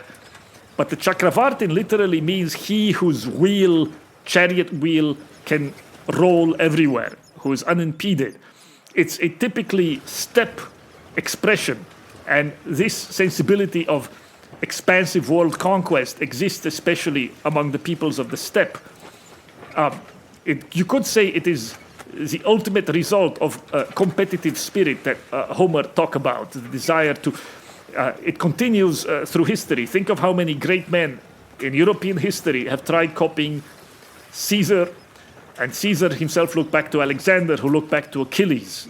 This result of Homer. But the result of this contest, as you can see, is the foundation of world empire, and the Hellenistic world empire that almost seamlessly becomes the Roman, and according to many, the European global world, or at least it still was certainly the Byzantine pretense to rule the world. They called it the oikumene, the rulership of the known world. They called themselves Roman. But I say this because, as my friend the bureaucrat points out, it appears again that cosmopolitan world empire is the unintended maybe end of Homer's contest, which is limited to the glory of the local city and of your individual and your lineage. But perhaps this is the unintended end of Homer's call on men to be the best, which maybe necessarily leads eventually to men like Alexander and Caesar and Napoleon. But the cosmopolitan empires such men create, are they places where this cultivation of human excellence can continue, or is it where it gets squandered away and where human capital declines, inevitably maybe? And I think Gobineau has different answer about the fate of empires. He would call it tragic situation, because Gobineau would say it is in the blood of certain peoples to seek empire in this way, and nothing can really stop it, but then it leads to its own destruction once it's achieved. And I want to end this special 2 episode on Homer with related, one of my favorite passages that can't be repeated enough. This is from Nietzsche, not just on Homer, but on the entire aristocratic morality I've touched on just now. And this is section 5 from the first essay of the Genealogy of Morals. Widely, it's lied about as a left-wing text and a favorite of some ignorant leftists, but in fact, it's a place actually where Nietzsche says some very naughty things. And so if you want to, as a cap on, understand Homeric spirit, Homeric morality, I read for you now from Nietzsche. With respect to our problem, which for good reason we can call a quiet problem, and which addresses in a refined manner only a few ears, there is no little interest in establishing the point that often in those words and roots which designate good, there still shines through the main nuance of what made the nobility feel they were men of higher rank. It's true that in most cases they perhaps name themselves simply after their superiority in strength, as the powerful, the masters, those in command, or after the most visible sign of their superiority, for example, as the rich or the owners. That is the meaning of Arya, noble, and the corresponding words in Iranian and Slavic, owners. But they also name themselves after a typical characteristic, and this is the case with which is our concern here. For instance, they call themselves the truthful, above all, the Greek nobility, whose mouthpiece is the Megarian poet Theognis. The word developed for this is characteristic, esthlos, fine, noble. Indicates, according to its root meaning, a man who is, who possesses reality, who really exists, who is true. Then, with a subjective transformation, it indicates the true man as the truthful man. In this phase of conceptual transformation, it becomes the slogan and catchphrase for the nobility, and its sense shifts entirely over to mean aristocratic, to mark a distinction from the lying common man as Theognis takes and presents him. Until finally, after the decline of the nobility, the word remains as a designation of spiritual noblesse and becomes, as it were, ripe and sweet. In the word kakos, as in the word deilos, the plebeian in contrast to the agathos, the cowardice is emphasized. He's talking about Greek words for bad, kakos, deilos. He's saying they mean coward, whereas the Greek words for good, you have heard, agathos, means a man who is exceptionally brave. I continue now. This perhaps provides us a hint about the direction in which we have to seek the etymological origin for the multiple meaning of agathos. In the Latin, the word malus, bad, which I praise alongside melas, black, dark, the common man could be designated as the dark-colored, above all the dark-haired, hic niger est, this man is dark, as the pre-Aryan inhabitant of Italian soil, who through his color stood out most clearly from those who became dominant, the blondes, that is, the conquering races of Aryans. At any rate, Gaelic offers to me an exactly corresponding example. The word Finn, for example, in the name Finn Gael, the term designating nobility and finally the good, noble, and pure, originally referred to the blonde-headed men in contrast to the dusky, dark-haired original inhabitants. Incidentally, the Celts were a thoroughly blonde race. People are wrong when they link those traces of a basically dark-haired population, which are noticeable on the carefully prepared ethnographic maps of Germany, with any Celtic origin and mixing of blood, as Virchow still does. It is much rather the case that in these places the pre-Aryan population of Germany predominates. The same is true for almost all of Europe. Essentially, the conquered races have finally attained the upper hand for themselves, and once again in color, shortness of skull, perhaps even in the intellectual and social instincts. Who can confirm for us that modern democracy, the even more modern anarchism, and indeed that preference for the commune, the longhouse, for the most primitive form of society, which all European socialists now share, who can say that this does not indicate for the most part a monstrous throwback, and that the conquering master race, the race of Aryans, is not being physiologically defeated too? The Latin word bonus, I believe, I can explicate as the warrior, provided that I am correct in tracing bonus back to an older word, duonus, compared bellum, war, duellum, war, duenlum. He's talking about a duel, I guess, which seems to me to contain that word duonus. He's tracing the word, as he says, the word good back to a dueler and a warrior. Hence, bonus as a man of war, of division, duo, as a warrior. We see what constituted a man's goodness in ancient Rome. What about our German word gut itself? Doesn't it indicate den Göttlichen, the godlike man? the men of Gottlichen Geschlechts, the family of the gods. And isn't that identical to the people's originally nobles name for the Goths? The reasons for this hypothesis do not belong here. End quote. Anyway, how does this make you feel? I can think of no other way that's better to end show on Homer double episode than those passages from Nietzsche. I hope you enjoyed, and I see you soon in a week. Until next time, Bab out!